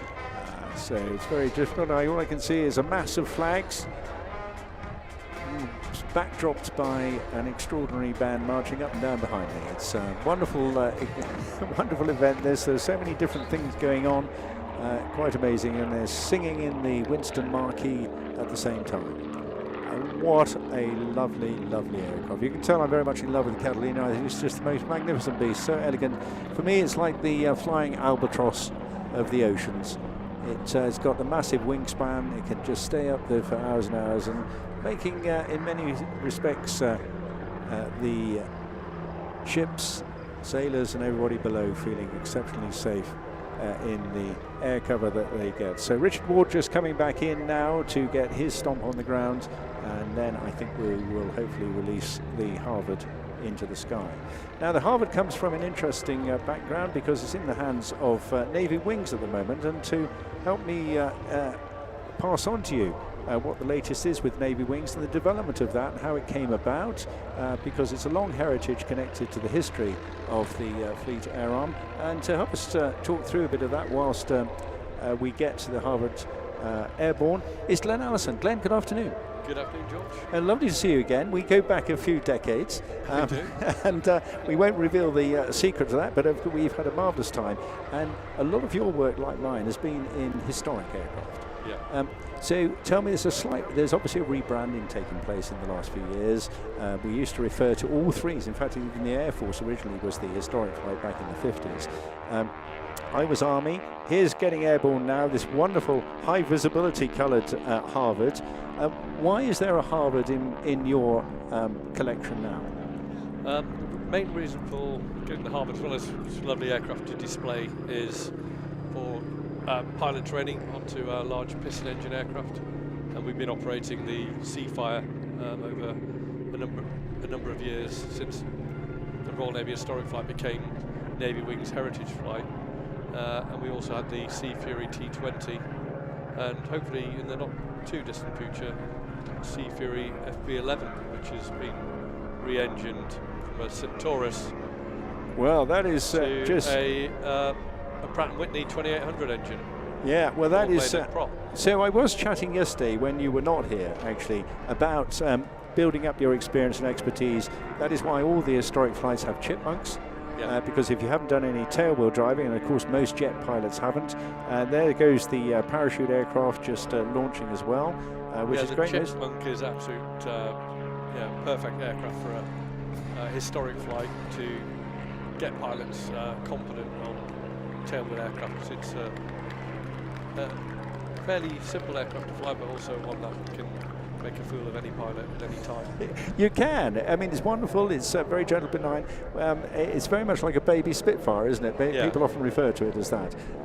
You can fly a Chipmunk well. You're doing the right things to get onto something like the Swordfish or the Harvard, and then ultimately for the few who get into the Sea Fury, it'll stand you in good stead.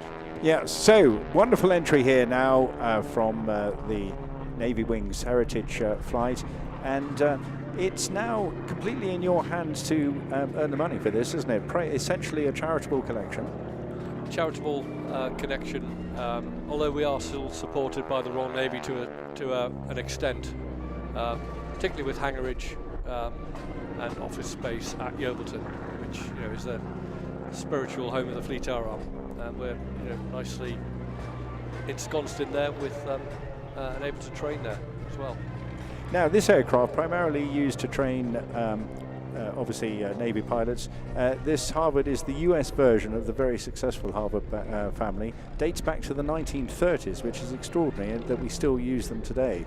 Over 17,000 of this generic type were built either as Harvards for the British or Commonwealth forces, and they were included with a deck hook for the US Navy, or otherwise known as the T6 if they were made down in Texas, known as the Texans. Very firm favourite still today, with a considerable number of aircraft still flying, racing at Reno, for example, in USA, or displaying solo, as you see here today, and alongside other formation teams as well. Now, as Glenn was explaining there, it's recognised very much as the standard stepping stone trainer for all large engine warbirds. It provides prospective warbird pilots with a much heavier piston handling experience, and this one with a 600 horsepower engine, getting you closer to the 1,000 and 1,500 horsepower engines of the warbird fraternity. Now, the Navy would never have used this in combat, but it was able to be armed with 7.62 machine guns and could cruise at around about 170 miles an hour. Now, it's flown today by, his nickname is Mum, but he's actually called Andrew Davis. What sort of background has Andrew had in the Navy? He's had quite an interesting background, because he started off in the Royal Australian Navy as a S2 tracker pilot. So if you do see him, get the chance to stop and talk to him. He doesn't like to talk about the tracker very often. I'll just warn you about that. But you could be there for quite a few hours. Right, okay. If you get him onto the tracker. I get the gist. Yeah. So when did he switch to the British Navy then? So he came across in the Royal Navy in the late 80s and went through a career as a ASW Sea King pilot, and then did the fairly standard crossover at the time to Sea Harrier. No, but that's a big step. Well, two things you mentioned there. ASW, that's anti-submarine warfare. Yeah. Yeah. Okay. Submarine warfare. And that's not the one with the bag on. Not the bagger. No, not the bagger. Pinger. Okay, the pinger. That's right, the pinger. This is good Navy jargon that you're all learning out there today. But that's a big step to go from a rotary machine to a Harrier. Yeah. So I think probably at the time, 50%, maybe 2/3 of our Sea Harrier force were made up of ex-rotary pilots who'd done that crossover to fast jet, because we obviously retired the Phantoms and the Buccaneers in the 70s, yes, and then regenerated pilots for Sea Harrier in the late 70s, and obviously they saw action in the Falklands War. And didn't they ever? I mean, a whole series of famous books and articles about that. And actually, we've got one pilot here who's flying the Gazelle today, who was in the Falklands as well, but that's not Navy, he was Army. In fact, he was a commando, so he had some connection with the Navy. So this aircraft now, I've always referred to this high visibility. Yellow is probably the best conspicuity colour, am I right? Yeah. That and black. Yeah, this aircraft was yellow when it came out of build. It flew with the US Air Force in Germany in the 1950s when we were training German pilots to formed their new Air Force, the Luftwaffe. So that was the colour scheme we acquired it in about 2021. Wow. But we did decide to brand it as a Navy Wings aircraft. And I see you've got that logo on the side, Navy Wings in 2 different colours, very, very distinctive. And Mum Davis, the pilot, he flew Sea Harriers, became a Hawk instructor, and then did a civilian career as well, alongside being a reservist as a Virgin Atlantic wide-body jet pilot. What a marvelous time. And then to do this spare time at the weekends, you're all volunteer. You're not. You're still serving, aren't you? I'm still serving. Mum is not a volunteer. He's the chief pilot of Navy Wings. Right. So he's there most of the time, corralling pilots, training pilots, and liaising with the ops team and the trustees, etc., to make sure that we've got a safe and productive organisation. Yeah, well, it absolutely needs that, of course. Flying these warbirds requires a lot of detail and I suspect an awful lot of money. Now, is there a way which the public can learn more about you and get involved? The public can go online to Navy Wings. There is a means of becoming a supporter on there, which supporters get updated with regular newsletters, that sort of thing. Or if you just want to make a donation to Navy Wings, they can do that on the website as well. Fantastic. Which is all goes to keeping these naval aircraft flying in front of the public as a memorial. Brilliant. Well, you can see also the preservation is the name of the game as well. It's not just all about money, it's about preserving these airframes so they're never overflown or exerted or overloaded. Mum just coming up on the air there, and I see he's already calling for his last pass. Lovely arcing very high wing over there, coming back in at speed now. So as his last pass, good chance to give him a wave as well, show your appreciation for what he's been doing there. And it's a big beast, isn't it? And he's giving you a wave as well. Fantastic stuff.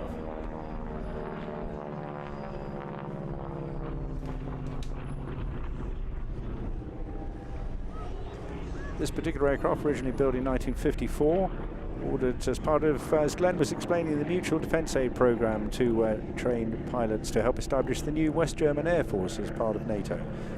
So our grateful thanks to Glenn for joining us. Marvellous. This was one of 120 T6J aircraft supplied to the United States Air Force. And whilst he is just completing his final manoeuvre, I hear the parachute aircraft already up in the sky as well. So the continuous action going on all the time here, but our grateful thanks as he makes his way in for the Harvard display.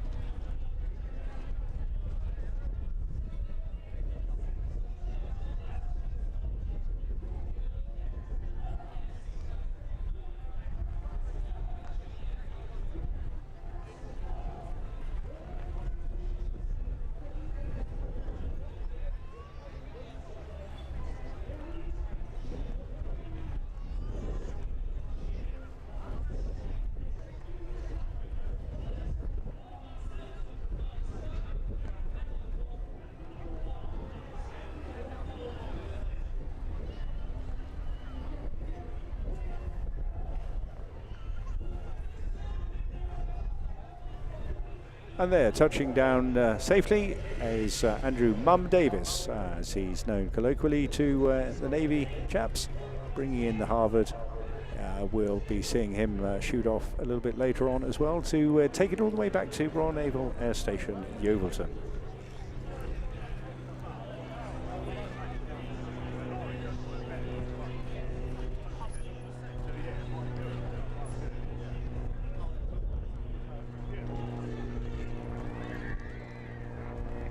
So we've had the call from Bruce in the paradrop plane that he's up at 2,000 feet already, ready for their woody drop, as they called, the woody standing for wind drift indicator. And that is going to be fairly distinctive today, with that wind virtually down the runway coming in from the north there. And they will adjust for that. The DZ, the drop zone, is just before the, it's on the, towards the left-hand side, but opposite the two big hangars over there, in front of the public display line. So as Mum taxis in, just a bit of background on the Royal Navy Raiders parachute display team. They are the official but part-time parachute display team of the Royal Navy, comprising serving members of both regular and reserve personnel of the Royal Navy from several professions across the service. Aerosuperbatics are all safely airborne, meanwhile, on their way back to RFC Rencombe near Cirencester. Back up in the sky, though, there are 3 parachutists ready to drop out of them. They're volunteering throughout the summer to represent the Royal Navy over summer weekends to promote the benefits of serving within the Royal Navy. But all of them have full-time roles in both the Royal Navy and the Royal Marines. Today you will see the team exit from their aircraft above Solent Airport and reach freefall speeds of up to 120 miles an hour before deploying their parachutes. Then they will demonstrate exceptional skill and accuracy by deploying flags and smoke, finally landing for your enjoyment right in front of you on the crowd there. Today's team comprises of just 3 individuals, but leading the team is Commander Dave Lee. He's currently serving as Head of Weapon Engineering in HMS Queen Elizabeth, one of the Navy's 2 main aircraft carriers.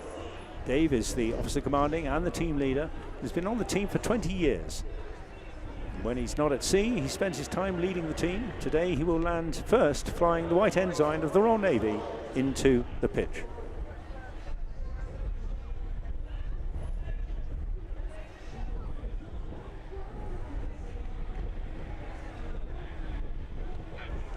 Well, I did wonder why we only had 3 today, and apparently 2 of the team have been taken away on operational service overseas. So that explains an awful lot. The team I was just going to mention, Commander Lee, and alongside him are Petty Officer Gocknell and Marine Hill. Now, the Petty Officer himself, he's also a weapons engineer, currently undergoing the next round of professional training in HMS Collingwood, and that's just a few miles from obviously where the main port is. And he's been on the team for 3 years, and this season qualified to use ancillary equipment such as pyrotechnics and flags. And the 3rd member jumping today is Marine Theo Hill. He's the only reservist on the team. He's in civilian employment and works in the stunt world, so ideal for this job, I reckon. But when on the team, he represents the integration of maritime reserves within the regular force, and this is his first display season. So they've just been given clearance from the tower now to proceed with the power drop itself. Keep your eyes in the skies. And you heard in the background there that they're climbing to 4,000 feet. That'll give them a bit of extra free fall time, and also an opportunity to stay longer in the eye position, and of course to fly the all-important flag.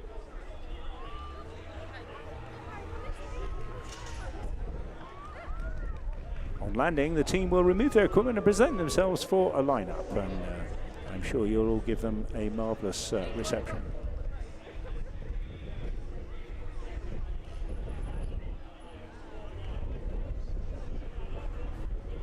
Formed in 1983, the team has grown from strength to strength, promoting the Royal Navy at numerous high-profile events, usually of a military theme, such as Armed Forces Days in Portsmouth and the Isle of Wight earlier this year. Previous years have seen the team jump on BBC's Top Gear and producing stunt footage as well.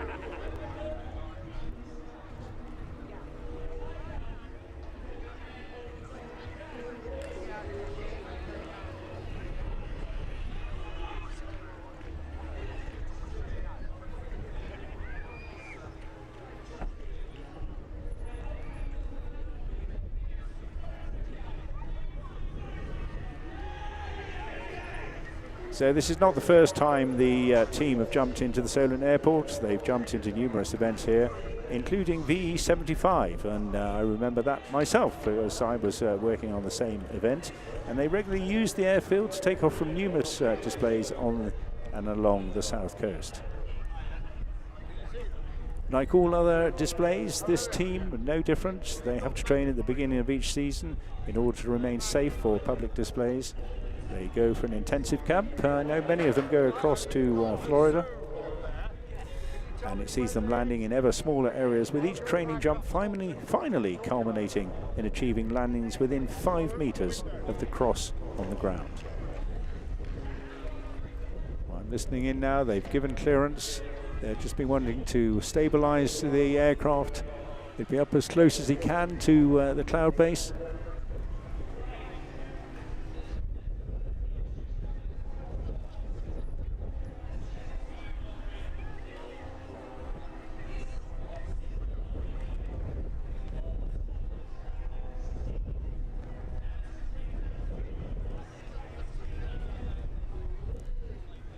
So you'll see a large pink cross in the drop zone itself. That's used as an indicator, but it's not actually a target, although the team do enjoy very much trying hard to get their first foot right on it. If they do manage, then please, jumpers away. Here they come, leading from the front. We've got our 3 canopies, which is fantastic news, and they'll all now be focusing on that target on the ground.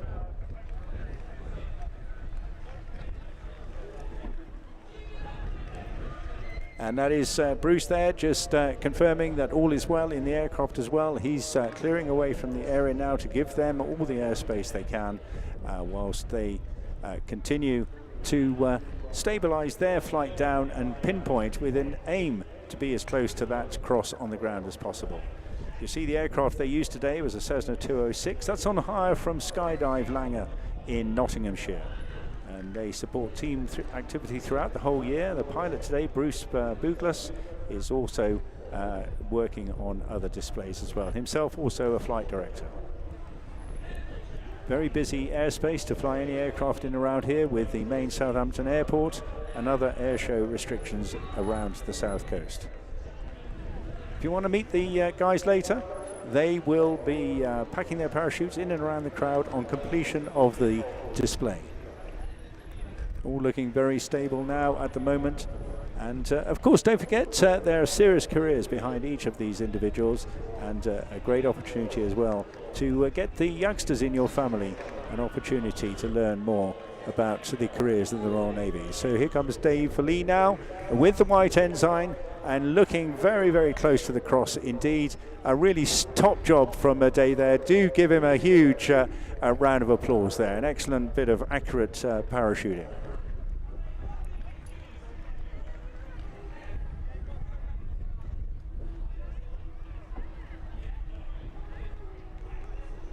Next up behind him is Petty Officer Aidan Gocknell. He's the weapons engineer. And you see him now descending very, very fast indeed, tucking in very tight. And now just hanging on to that strong wind. Is clearly a bit stronger higher up there. Using that wind now to adjust these parachutes are very steerable. A very, very nice, gentle, well-controlled descent. So well done, Petty Officer Gocknell. And then coming up in third place, and landing just a bit short there, is Marine Theo Hill, who'd only recently qualified to be flying the flags. But nonetheless, top job. Thanks very much indeed to the Royal Navy Raiders parachute display team. Well done, guys.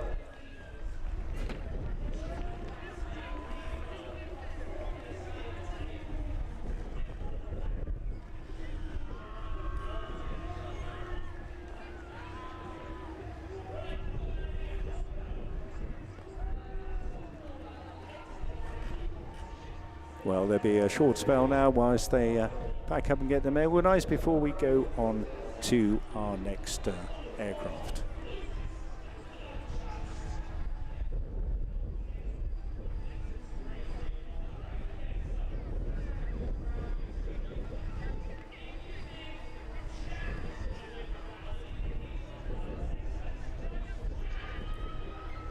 So we just have a little pause whilst the parachutists pack up their equipment. And boys and girls, if you want to have a chat with them, they'll be coming towards the crowd line, and a good opportunity to listen and learn a bit more about life in today's Royal Navy.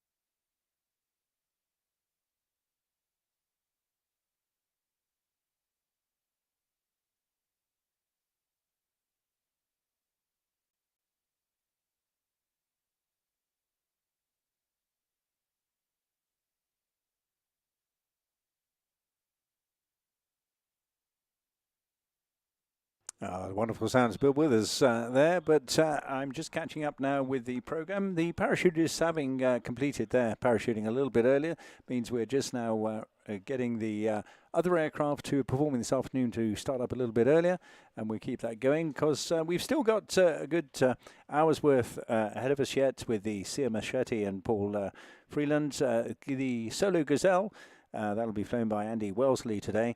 the Navion, and of course the Yak as well. Really interesting collection of aircraft. And our finale round about, I suspect that's going to be about quarter or 10 to 5 now. The finale with the return of the two marvellous Spitfires joined together in formation with the Mark I Hurricane. So plenty to look forward to. We're just waiting now for clearance for the next aircraft, taxiing its way out now. You see this superlit aircraft. It'll take a little while to make his way back up the airfield, and then we go back into the flying display.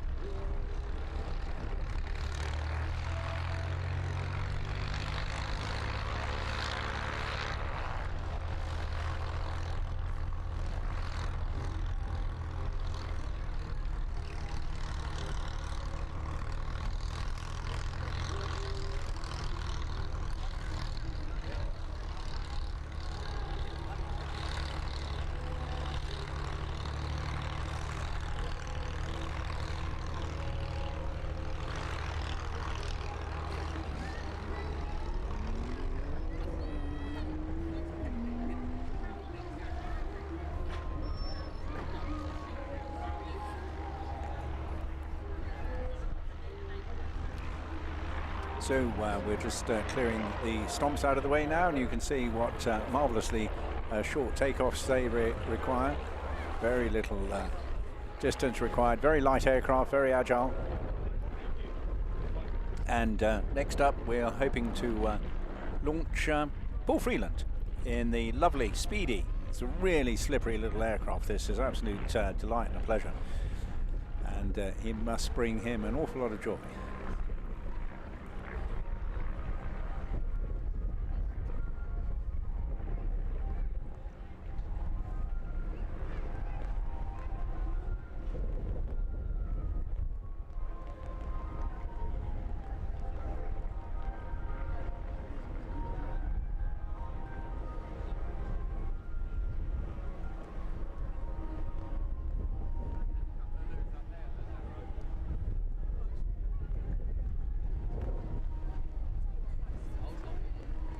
So our attention now returning to the world of air display flying, and you can see my radio crackling behind me here because we've just given clearance to Paul Freeland. Here he is on the roll in a splendid little aircraft. You don't get to see a great deal of the CM Marchetti around the air display circuit, and it's a real pleasure to have Paul with us this weekend.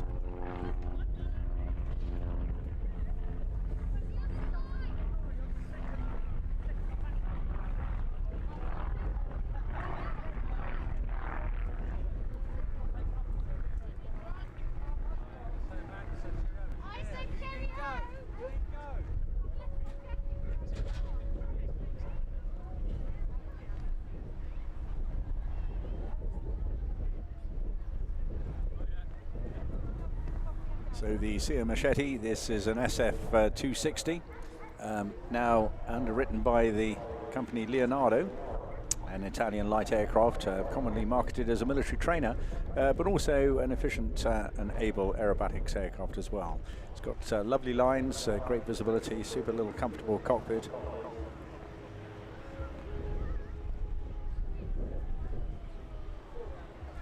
Designed by the Italian Stelio Frati. The SF.260 was built with combat in mind and continues to be popular with both military air arms, and view it as an excellent training platform and also as a potential ground attack aircraft.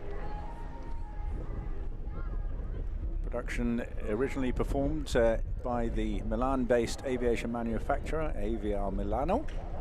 It first flew on the 15th of July 1964. Great topside pass, and you can see it's a speedy performer, this, isn't it? It's a super aircraft. Responsibility was transferred to Marchetti. They purchased the rights and continuing to be performed by this firm right through until it was bought out by Air Macchi in 1997. Largely sold to military customers as a trainer and a light combat aircraft, but also some various civil sales to private operators as well. And the type was marketed in the 1960s to the United States under the name the Waco Meteor. Additionally to that, armed military versions have been sold as the SF.260 Warrior, very popular with smaller air forces who could arm the type for use in the close air support role. In that case, they were powered by both piston and turboprop powered models as well. At the same time as designing it as both a tourer and as a potential military aircraft as well, the designer Stelio Frati also intending it to serve as a sports aircraft possessing aerobatic capabilities akin to contemporary aircraft, as well as being equipped for full instrument flying rules.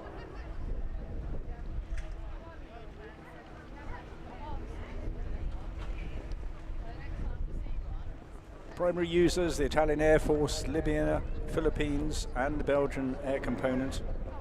900 of these built, and they were manufactured from 1964 right through to 2017. Remains a very highly desirable aircraft, more coveted because it is so unusual in British skies. Just 10 of them on the UK register, making it a rarer sight than the iconic Spitfire. This particular aircraft is the oldest SF.260 still flying, the serial number of 102, and was the second to roll off the production line. Left Italy for Germany and restored by Meyer Motors in Bremgarten, and was more recently acquired by today's owner Paul Freeland in 2014.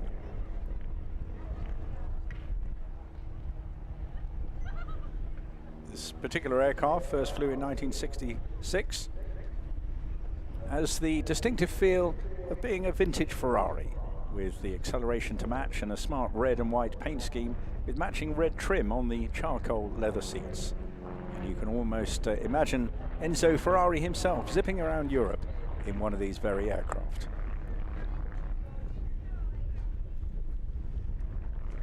The seats are unusually comfortable for a light aircraft and are raked so you're leaning quite far back whilst flying it. It means that you then get a superb view along those razor sharp wings, ending in bulbous yet streamlined wingtip fuel tanks. And it's those fuel tanks which very much give it this distinctive style. Style and flair, of course, all part of the Italian DNA, contributing very much to the Marchetti's beauty when paired with this tapering fuselage topped with a clear bubble canopy. And you can see quite obviously that gives the pilot a wonderful all-round view. The instruments panel though is fairly cluttered up. It doesn't have the neat glass cockpit digital displays, boasting a very large collection of dials and gauges. But once again, as a throwback to car design, the impressive elements, the stick top grips with their prominent red buttons. And although the controls don't exactly feel necessarily fighter-like, the buttons, they're not there to fire guns, but to control the push-to-talk switches for the various radios. It's really zippy, as you see. Paul using height here to just add a little bit of pizzazz to the speed the aircraft naturally produces. But also having a retractable landing gear and a variable pitch Hartzell propeller as well. A complex but easy aircraft to fly.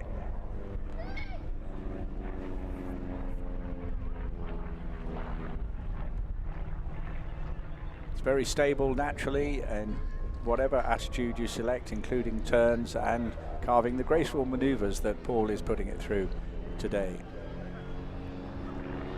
Speed and aerobatic flight increases the weight on the stick forces, and therefore you have to be physically quite active to push the controls a little harder than perhaps other aircraft in its class.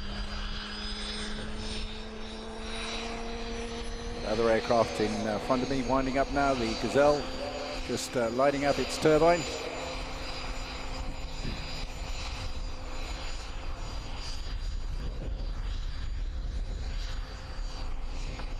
So with a very firm hand that Paul has, needing a slightly more intuition than perhaps the other lighter aircraft at or slower speed. Those thin wings and really slick aerodynamic design mean it's very slippery and very fast, and aided a little bit perhaps by the flush riveting, which cuts down the drag across the fuselage as well. When it's parked up, it sits very close to the ground. So when you see him coming to land, I'm not sure whether he's going off slots, we'll find out at the end, then you have to be cautious about keeping the tail well clear of the runway.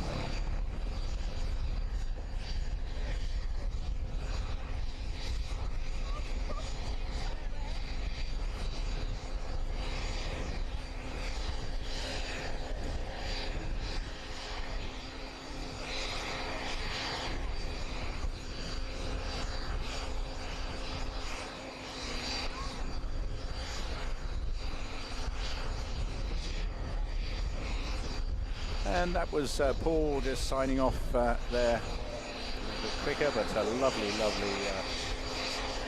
display from him there. Extraordinary the number of different uses this aircraft has been put by so many different countries. Even in Nicaragua there were 7 flown there by the Fresa area Sandinistas. That's maybe a familiar name to many.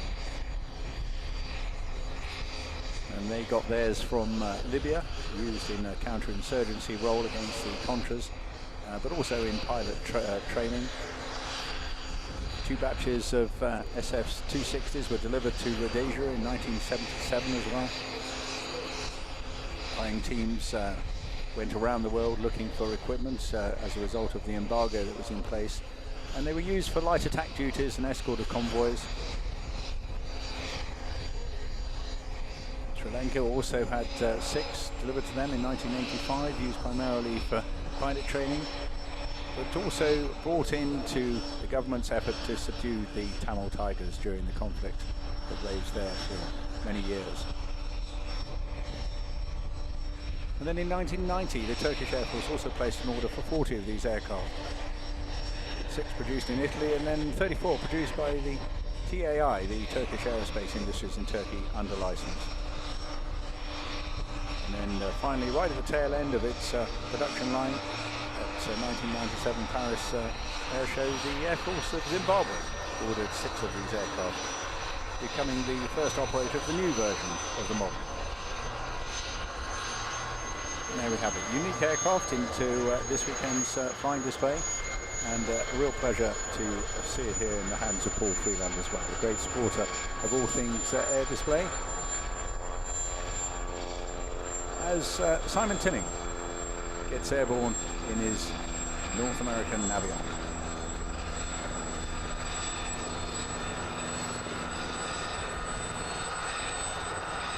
He'll be just climbing out and going to height, whilst our concentration is focused on the Gazelle helicopter, just winding up in front of where we're sitting at the moment in the commentary position.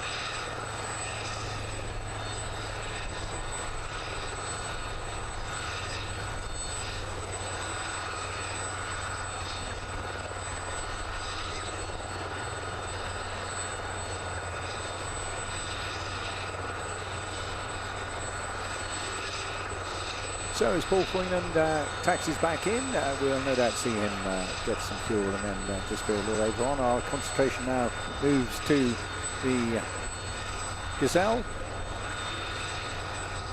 And this one in the hands of Andy Wellesley, a Commando pilot initially, and then Army Air Corps after that. Had a lengthy career in Army aviation before going into private aviation and the corporate empire. And this is just one of 4 Gazelle helicopters we would normally see as part of the Gazelle squadron display. The only civilian helicopter display in the UK at the moment. And we were hoping for a pairs formation display here, but very sadly that wasn't possible when one of them broke down on Saturday morning. Designed by Aerosuperbatics in the south of France in the late 1960s. It's described as a 5-seat, although I'd call that fairly snug. And that was Andy just calling up, requesting clearance to commence, which he's just got.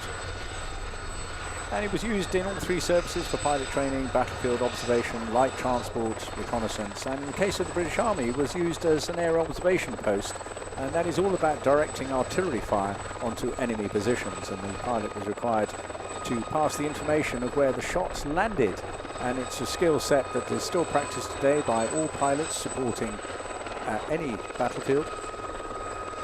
And it is it doesn't matter, it was one of the very first things that led soldiers into the air with the formation of the Royal Flying Corps.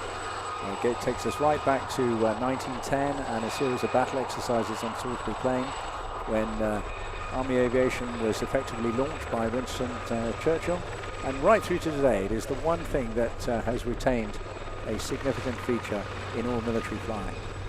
So all pilots are trained on that particular skill no matter what machine they're in. And the Gazelle was the first helicopter to feature the distinctive ducted tail rotor. Now that's known as the fenestron, and you linguists out there will probably be familiar with that because the name fenestron comes from the French for window, which is fenêtre.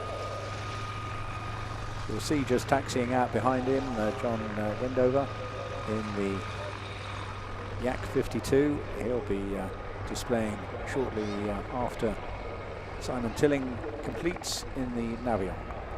All coming through fast and furious now, very active.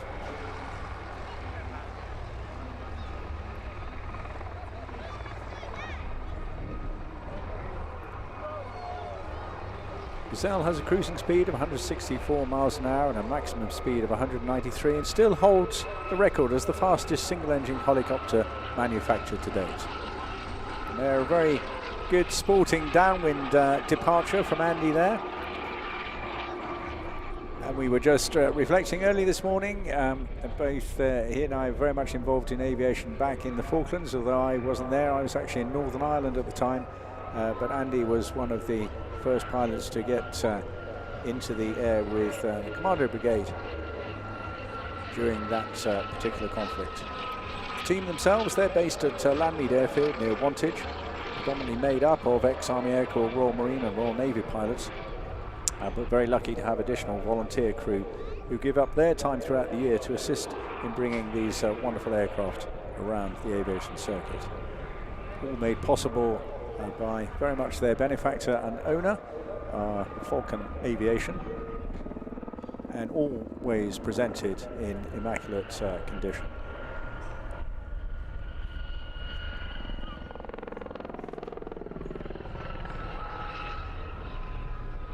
Very limited display areas. You can see here we've very short, what we refer to as the B-axis, a line going straight out in front of you. The pilot's concentrating primarily on what we call the A-axis, going left and right, basically in the vicinity of the runway. You can see from that low-level tight turn there, great aircraft position for reconnaissance work, particularly hopping in and around near the forward edge of the battle lines, popping up across the trees. The aircraft was and can be fitted with various armory, but has never a great success, its primary role being essentially in reconnaissance work. Every helicopter, of course, also has its own utility ability as well. And all pilots that fly it still love it. Very much a sports car of the helicopter world, and with a reputation for being very powerful and responsive. And no great vices other than, I would suspect, hovering downwind is not, with your tail into wind, is not a great thing to do in any helicopter, but it's very twitchy, but considered to be a true pilot's aircraft. Many pilots christening the aircraft the E-type of the Jaguar skies, or if you want to be unkind, as many of us refer to it, the screaming chicken leg. And you can't help but notice that very distinctive and rather irritating high-pitched whine, which is caused by the compressor intake system at the front of the engine. Andy bringing it in closer now. Helicopters at air displays are allowed to come in very close to around about 75 meters. And that gives them a chance to do a little bit of hover work and show off not only the capability of the aircraft, but the dexterity of the pilots handling it as well.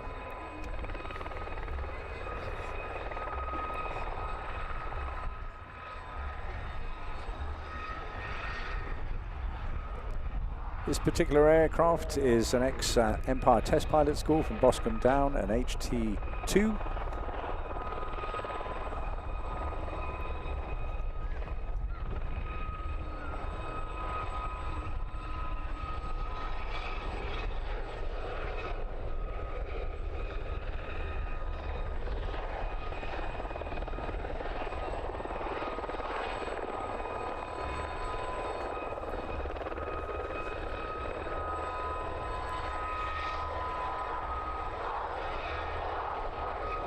was originally used by the test pilot school between 1991 and 2016 whilst at Boscombe Down.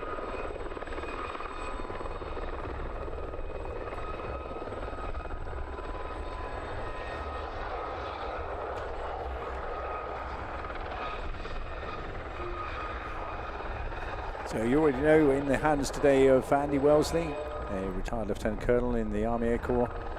Clearly, if he was involved in the Falklands, he's been flying for well over 40 years now. Flying initially with the Royal Marines and then the Army Air Corps. He flew Gazelle and Lynx and has operated not just in the Falklands but also in Belize, Bosnia, Cyprus and all over Europe, getting well over 2,000 hours just on the Gazelle itself. And now flies a commercial pilot flying the long-range Global 6000 business jet all over the world, and now well over 7,000 flight hours in the bag.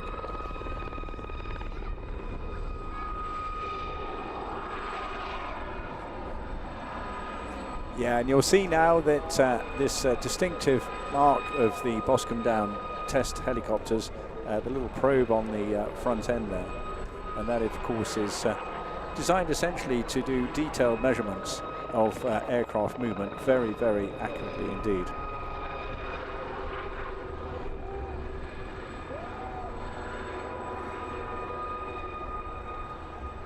And he also keeps himself current, flying his own little Piper Arrow when he's not on the business corporate jet scene, and thus flying part-time with his colleagues from the Navy and the Marines and Army Air Corps, flying as a 2- and 4-ship display throughout the course of the summer season.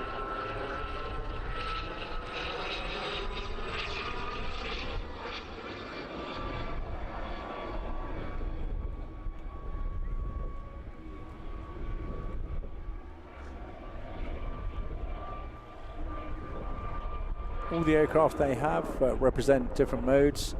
They have one in Royal Navy colours representing the old Sharks helicopter team, but also Royal Air Force and Royal Marines as well.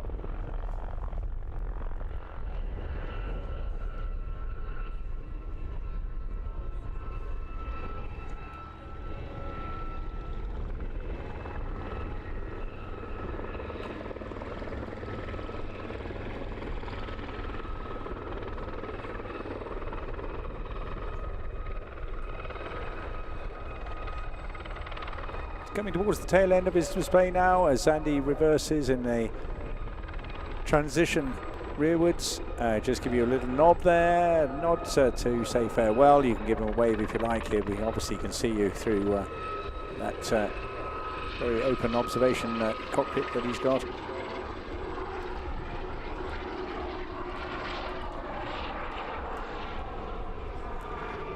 And as well as being a good reconnaissance and utility aircraft, of course, it was the advanced trainer for many air forces as well. In the Army Air Corps, this was the second helicopter students would fly after initially training on the Bell 47.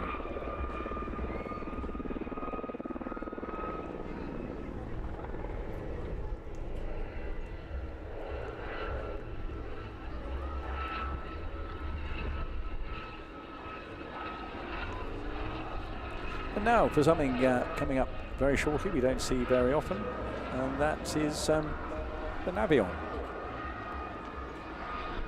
So he's just positioning, waiting for Andy to get his chopper back on the ground.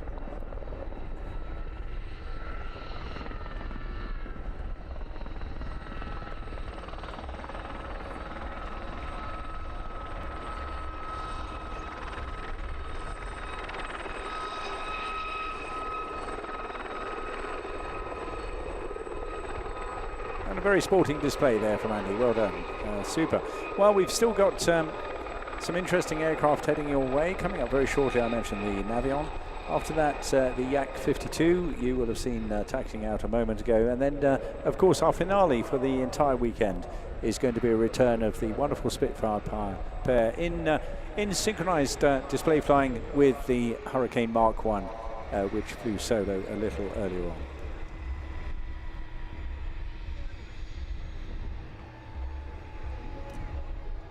Good to see Some of you holding on for that finale as well. It's been a fabulous afternoon here and a great weekend, but 2 completely different days. It was the Wild West here yesterday. You see now over on the right-hand side, the Navy Harvard also making its way out. That'll clearly be wanting to get away to get down to Yeovilton before dusk. Many of these aircraft are not necessarily restricted, but they fly on what we call a permit to fly, which is not quite the same as a full airworthiness certificate or an air operator's profile, which gives them more extensive flying capabilities. So it's not necessarily the pilot that's restricted, but it's the aircraft they're flying has some difficulties sometimes, and one of those is ensuring that you get back in daylight.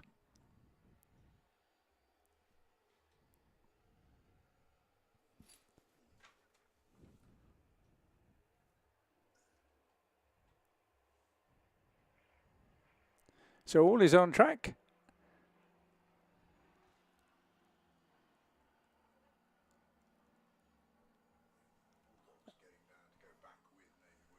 And I've just heard that the Bulldog from Navy Wings is also planning to return to Yeovilton at much the same time. And we just saw John there getting airborne in the Yak to position for his display straight after Simon in the Navion. So a fair bit of action going on around. So we're just juggling a few aircraft, but ensuring that we keep the schedule going.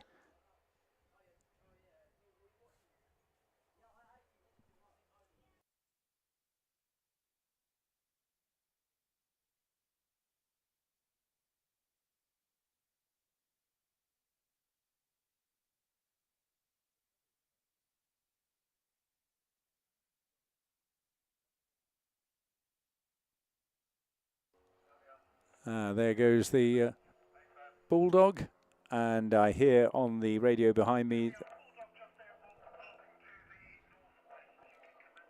and the Navion has now at long last been given clearance to display. And Simon, a lovely chap, he popped in this morning to just bring his aircraft in to add to the lineup, and knowing his background and capability, we invited him to display as well. This particular aircraft, the first civilian aircraft manufactured by North American Aviation, is famous for producing legendary military aircraft such as the P-51 Mustang fighter, the AT-6 Texan trainer, B-25 Mitchell bomber, and the incredible F-86 Sabre jet as well. So quite a pedigree of design and manufacture there, all out of one company. Simon, currently the Chief Executive Officer of the Light Aircraft Association, a very, very busy and hugely helpful and capable professional aviation organization, which has a separate mandate to award its own permits to fly to aircraft under its regime of engineering and maintenance.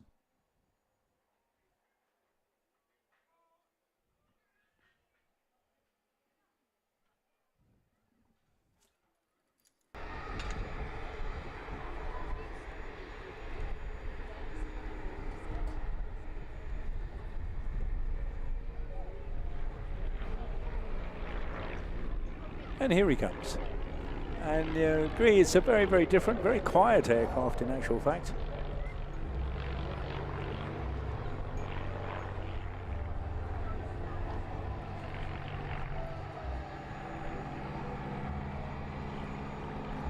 And Simon will just put it through some very, very graceful maneuvers, nothing too severe, but it is a rugged aircraft with an excellent short and rough field capability, with good range and a capacity for 4 people along with a reasonable cargo.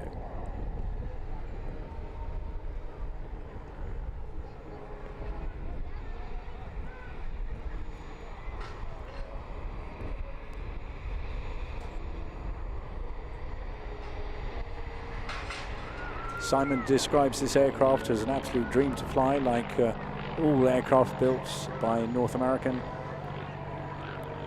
Very light on the controls and perfectly harmonized in all axes of flight.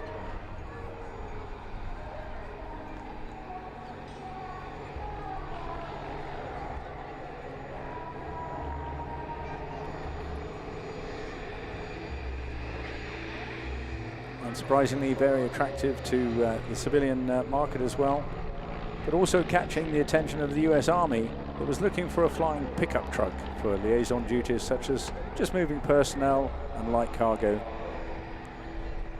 And the US Army requested the Air Force to place an order for a military version of the Navion, after which 83 aircraft were ordered in 1947 and given the military designation L-17.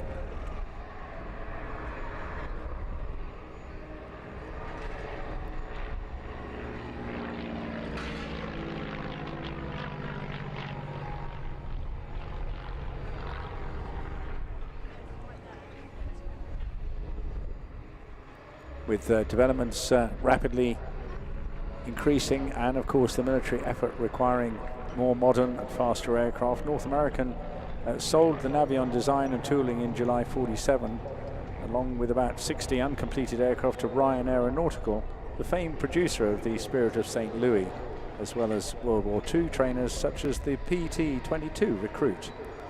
And that then left them free to face the demand for the F-86 Sabre jet.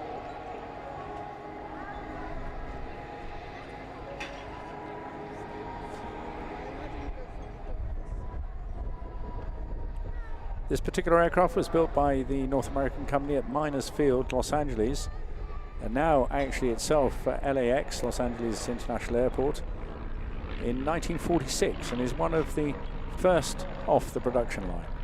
Serial number 344. After a number of years in Mexico, it was returned to the US and had multiple owners before being acquired by Gordon Spooner. He imported it and then restored her to her present superb condition. And Simon Tilling, who's flying it here today, acquired her back in 2022, still painted to represent an L-17, serving with the US Army during the Korean War.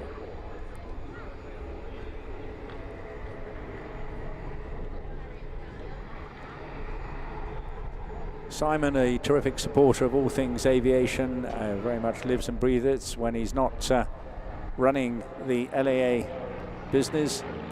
So many aviators rely on that organization, not just for their certification and engineering advice, but also for comradeship and of course the many activities that the LAA promotes.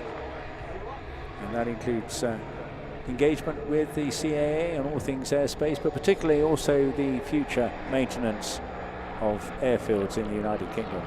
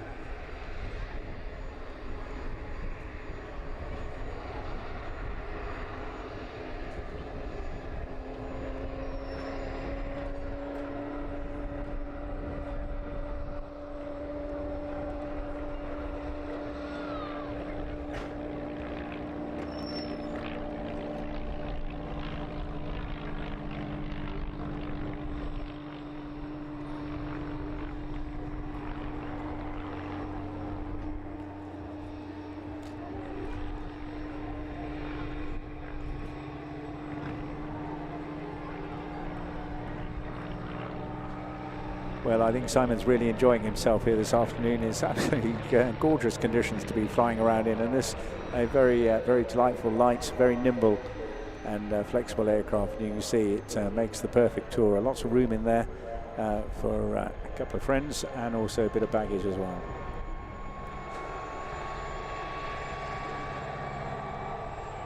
And he's just called up now for his last pass, and so a good chance for those up on the flight lane there to give him a wave off.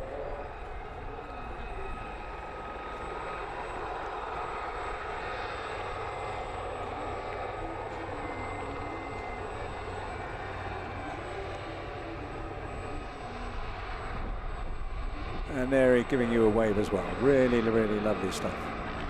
Well, our grateful thanks to Simon there. We didn't know he was displaying until late this morning, but very delighted that he dropped in to say hello. Marvellous news.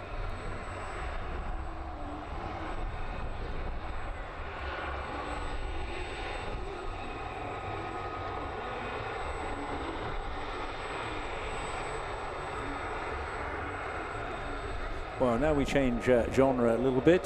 We go across to the Eastern Bloc and feature a very, very popular and well-known aircraft, not just for training reasons, but also in the aerobatic world as well.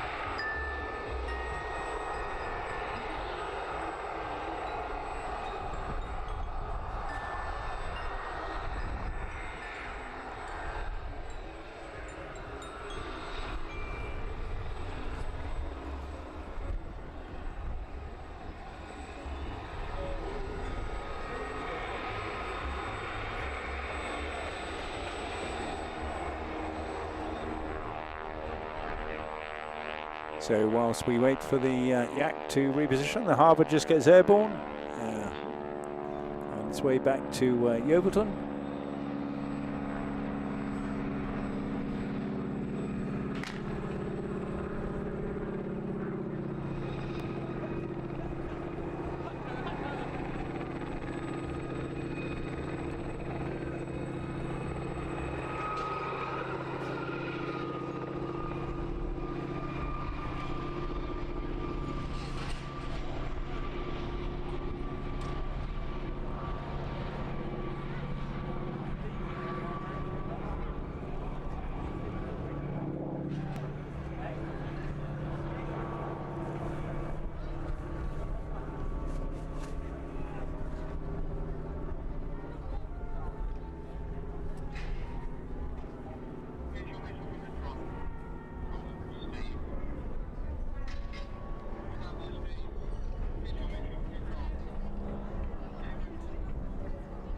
So here's John now in the Yak 50, a two-seater radial engine training aircraft developed in the 1970s.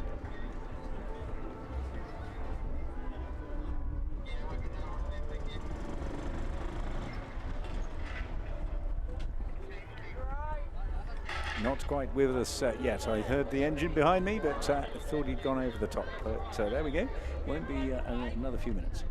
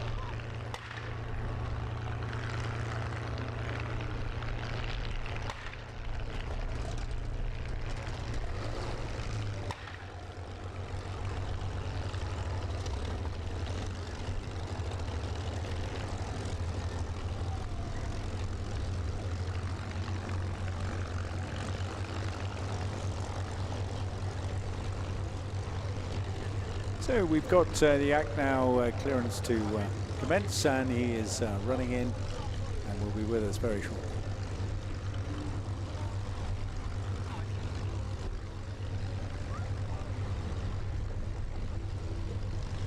So look up high on your left-hand side now.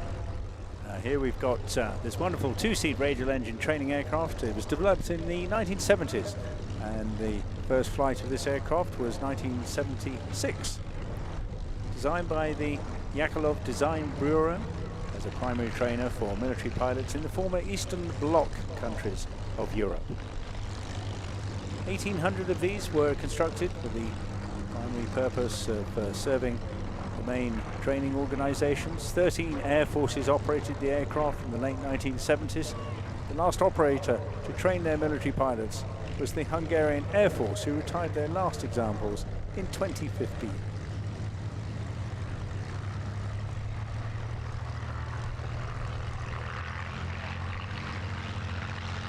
John's display, relatively benign, just some gentle wingovers and rolls in this very long, thin display area that we have. Known for its rugged design and excellent handling characteristics, it's very popular among civilian pilots for aerobatics and flight training. Powered by a 9-cylinder radial engine, the Vedeniev, the MP14P, producing 360 horsepower. However, the version flown today has a bigger supercharger, giving 400 horsepower to play with. Top speed of around 165 knots, can climb at a rate of 1,200 feet a minute. And the Yak-52 has a range of approximately 450 nautical miles and a service ceiling of 15,000 feet.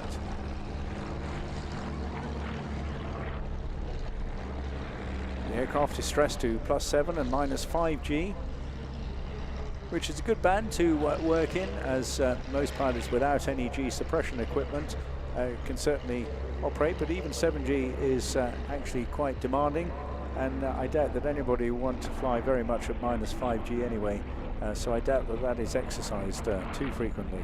But unusually it's got a pneumatic air system and it's got no hydraulics, so the starting system, landing gear, flaps and brakes are all operated using compressed air. John says that sitting in this cockpit it sounds more like an old steam engine. It's a versatile and capable aircraft that continues to be used for training in aerobatics around the world. It's a very rugged construction and excellent handling, and you've got to say, a pretty iconic design as well. Made it a favourite among pilots of all levels of experience. Dozens and dozens of these examples are still airworthy, notably in UK, Europe, Australia, USA and South Africa.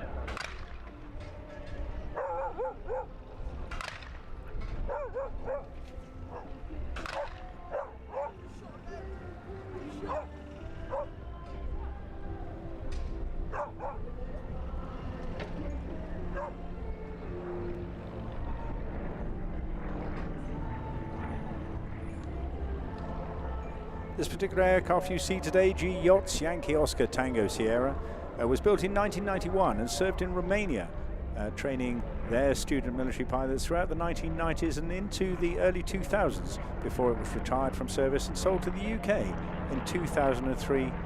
Now currently based at North Weald in Essex.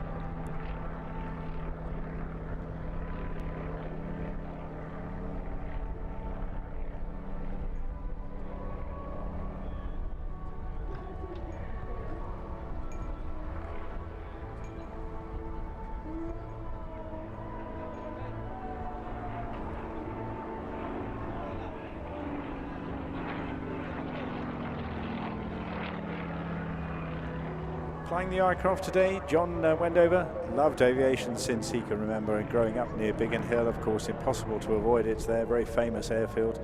Inspired to fly following his many visits to the world famous Biggin Hill Air Fair in the 80s and 90s, as many of us also attended. Lives in Sevenoaks with his wife and 2 daughters, working for a defence software company. He's very passionate, enthusiastic about his aviation connections, but also, like so many of us, wanting to give something back. And I'm delighted to say that he's on the board of trustees of one of my favourite charities as well, which is the disabled flying charity Aerobility, an organisation which is based at Blackbush Airport in Hampshire. They operate 5 specially adapted aircraft to provide flying experiences and training to disabled people.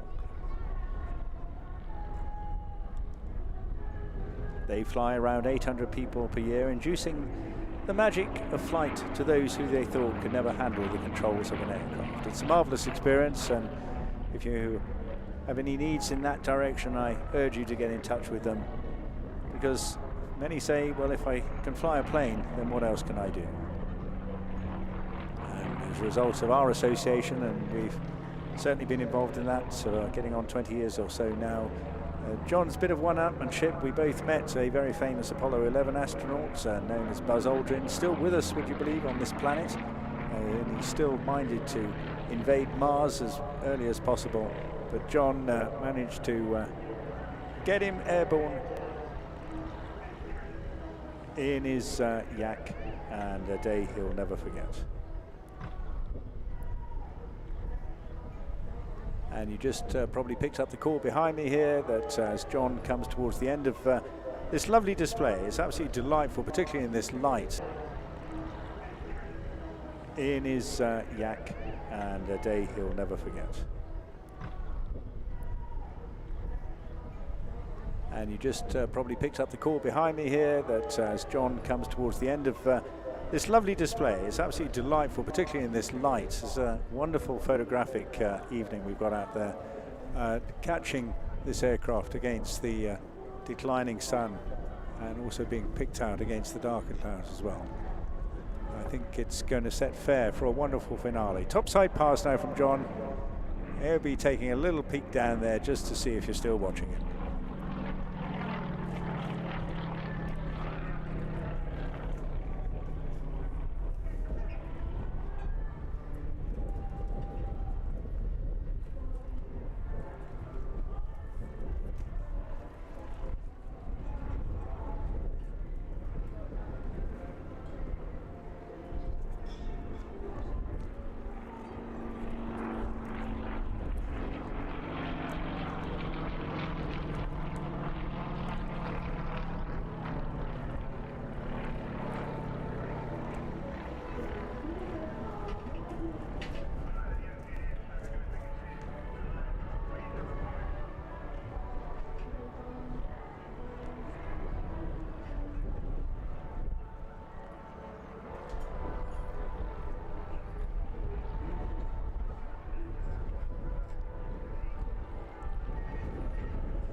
So just catching up with the movements behind me there for a moment, and we're just going to hold John off in the yak to get the Spitfires airborne for our finale and keep the show moving along.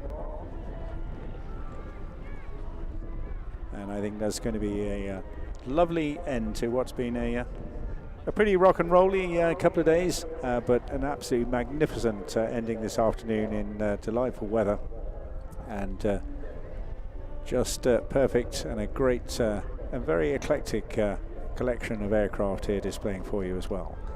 So we'll get the warbirds up and out, and then we bring John back in, and that will be just about a wrap. Our grateful thanks to Parco and to Eaton. Of course, without their help, I doubt very much that we would have been able to launch this show at all. But also tremendous support, the Living History Gang, the Field Gun Demonstration Team, the other participants. We had motorcycle trick things going on, and also our own mobile television people, AeroView here, filming the entire weekend as well. Just a reminder towards the end of the show, please make sure you take, well, first of all, make sure you've got the whole family with you, but also make sure you've got all your possessions, and you dispose of any rubbish you have safely and sensibly as best you can, please. Please don't leave anything lying around on the floor. It is a hazard to any aircraft, and we'd like to leave the place as we found it.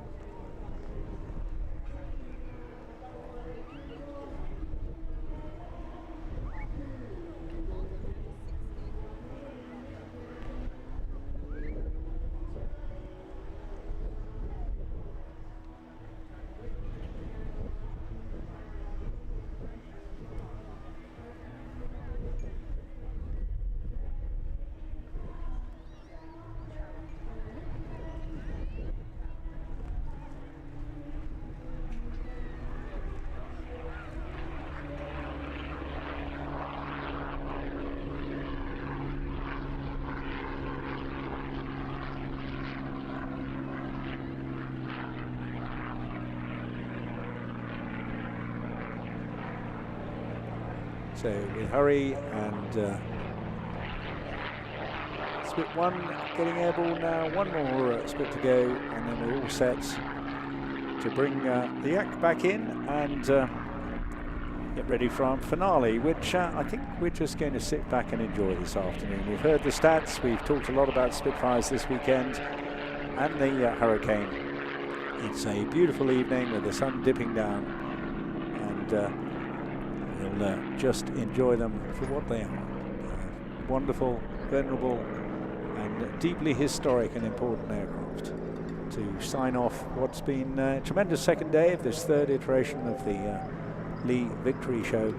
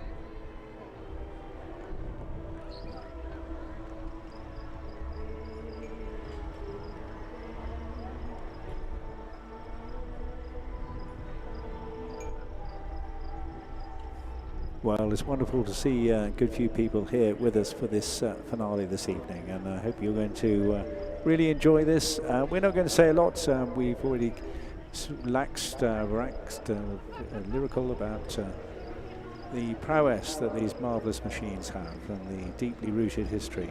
Coming in from our left-hand side now, the Mark 1 Hurricane, the two T9s from Spitfires.com for our Spitfire and Hurricane finale.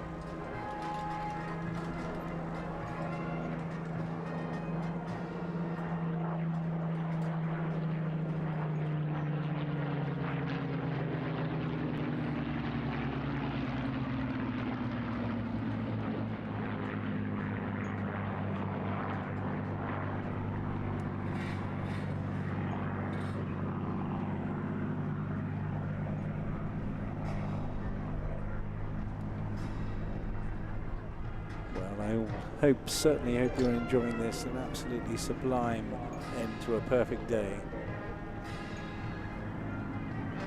Just one or two more passes to go to complete this finale.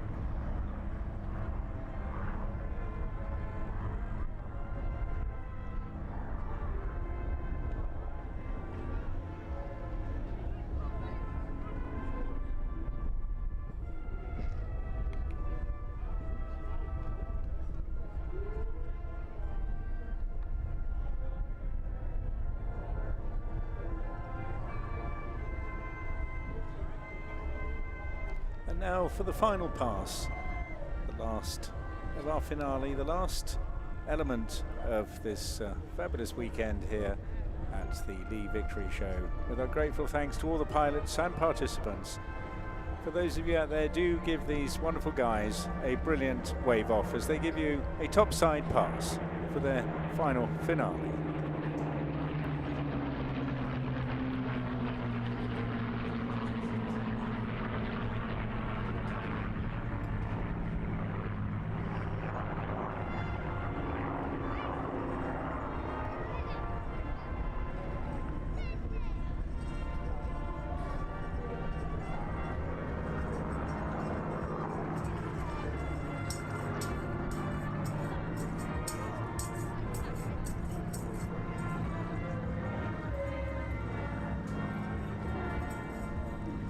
On cue, the band completing their sunset hymn. Many military men striking a chord of emotion, and a marvellous setting sun and a marvellous day to complete, and brilliant that we've had such a good day today after yesterday. We wish you all the very best. Please On your way home, make sure you have all your belongings with you. Make sure you've got all the family, the children, and everything else. And of course, drive carefully. Follow the steward's instructions, making your way out of the showground. And grateful thanks for you staying on with us this evening to enjoy that marvellous ending. And we wish you all the very best for the coming few months.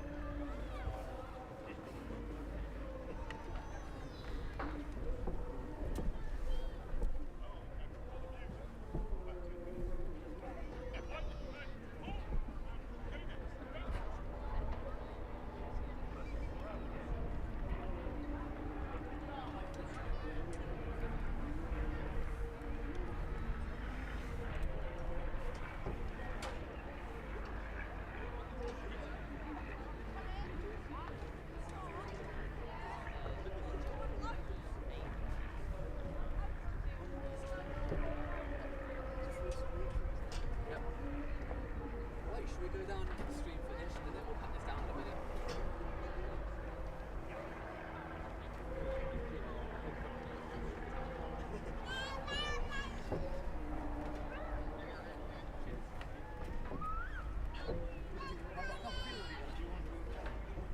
I'll get it in a minute, that's fine.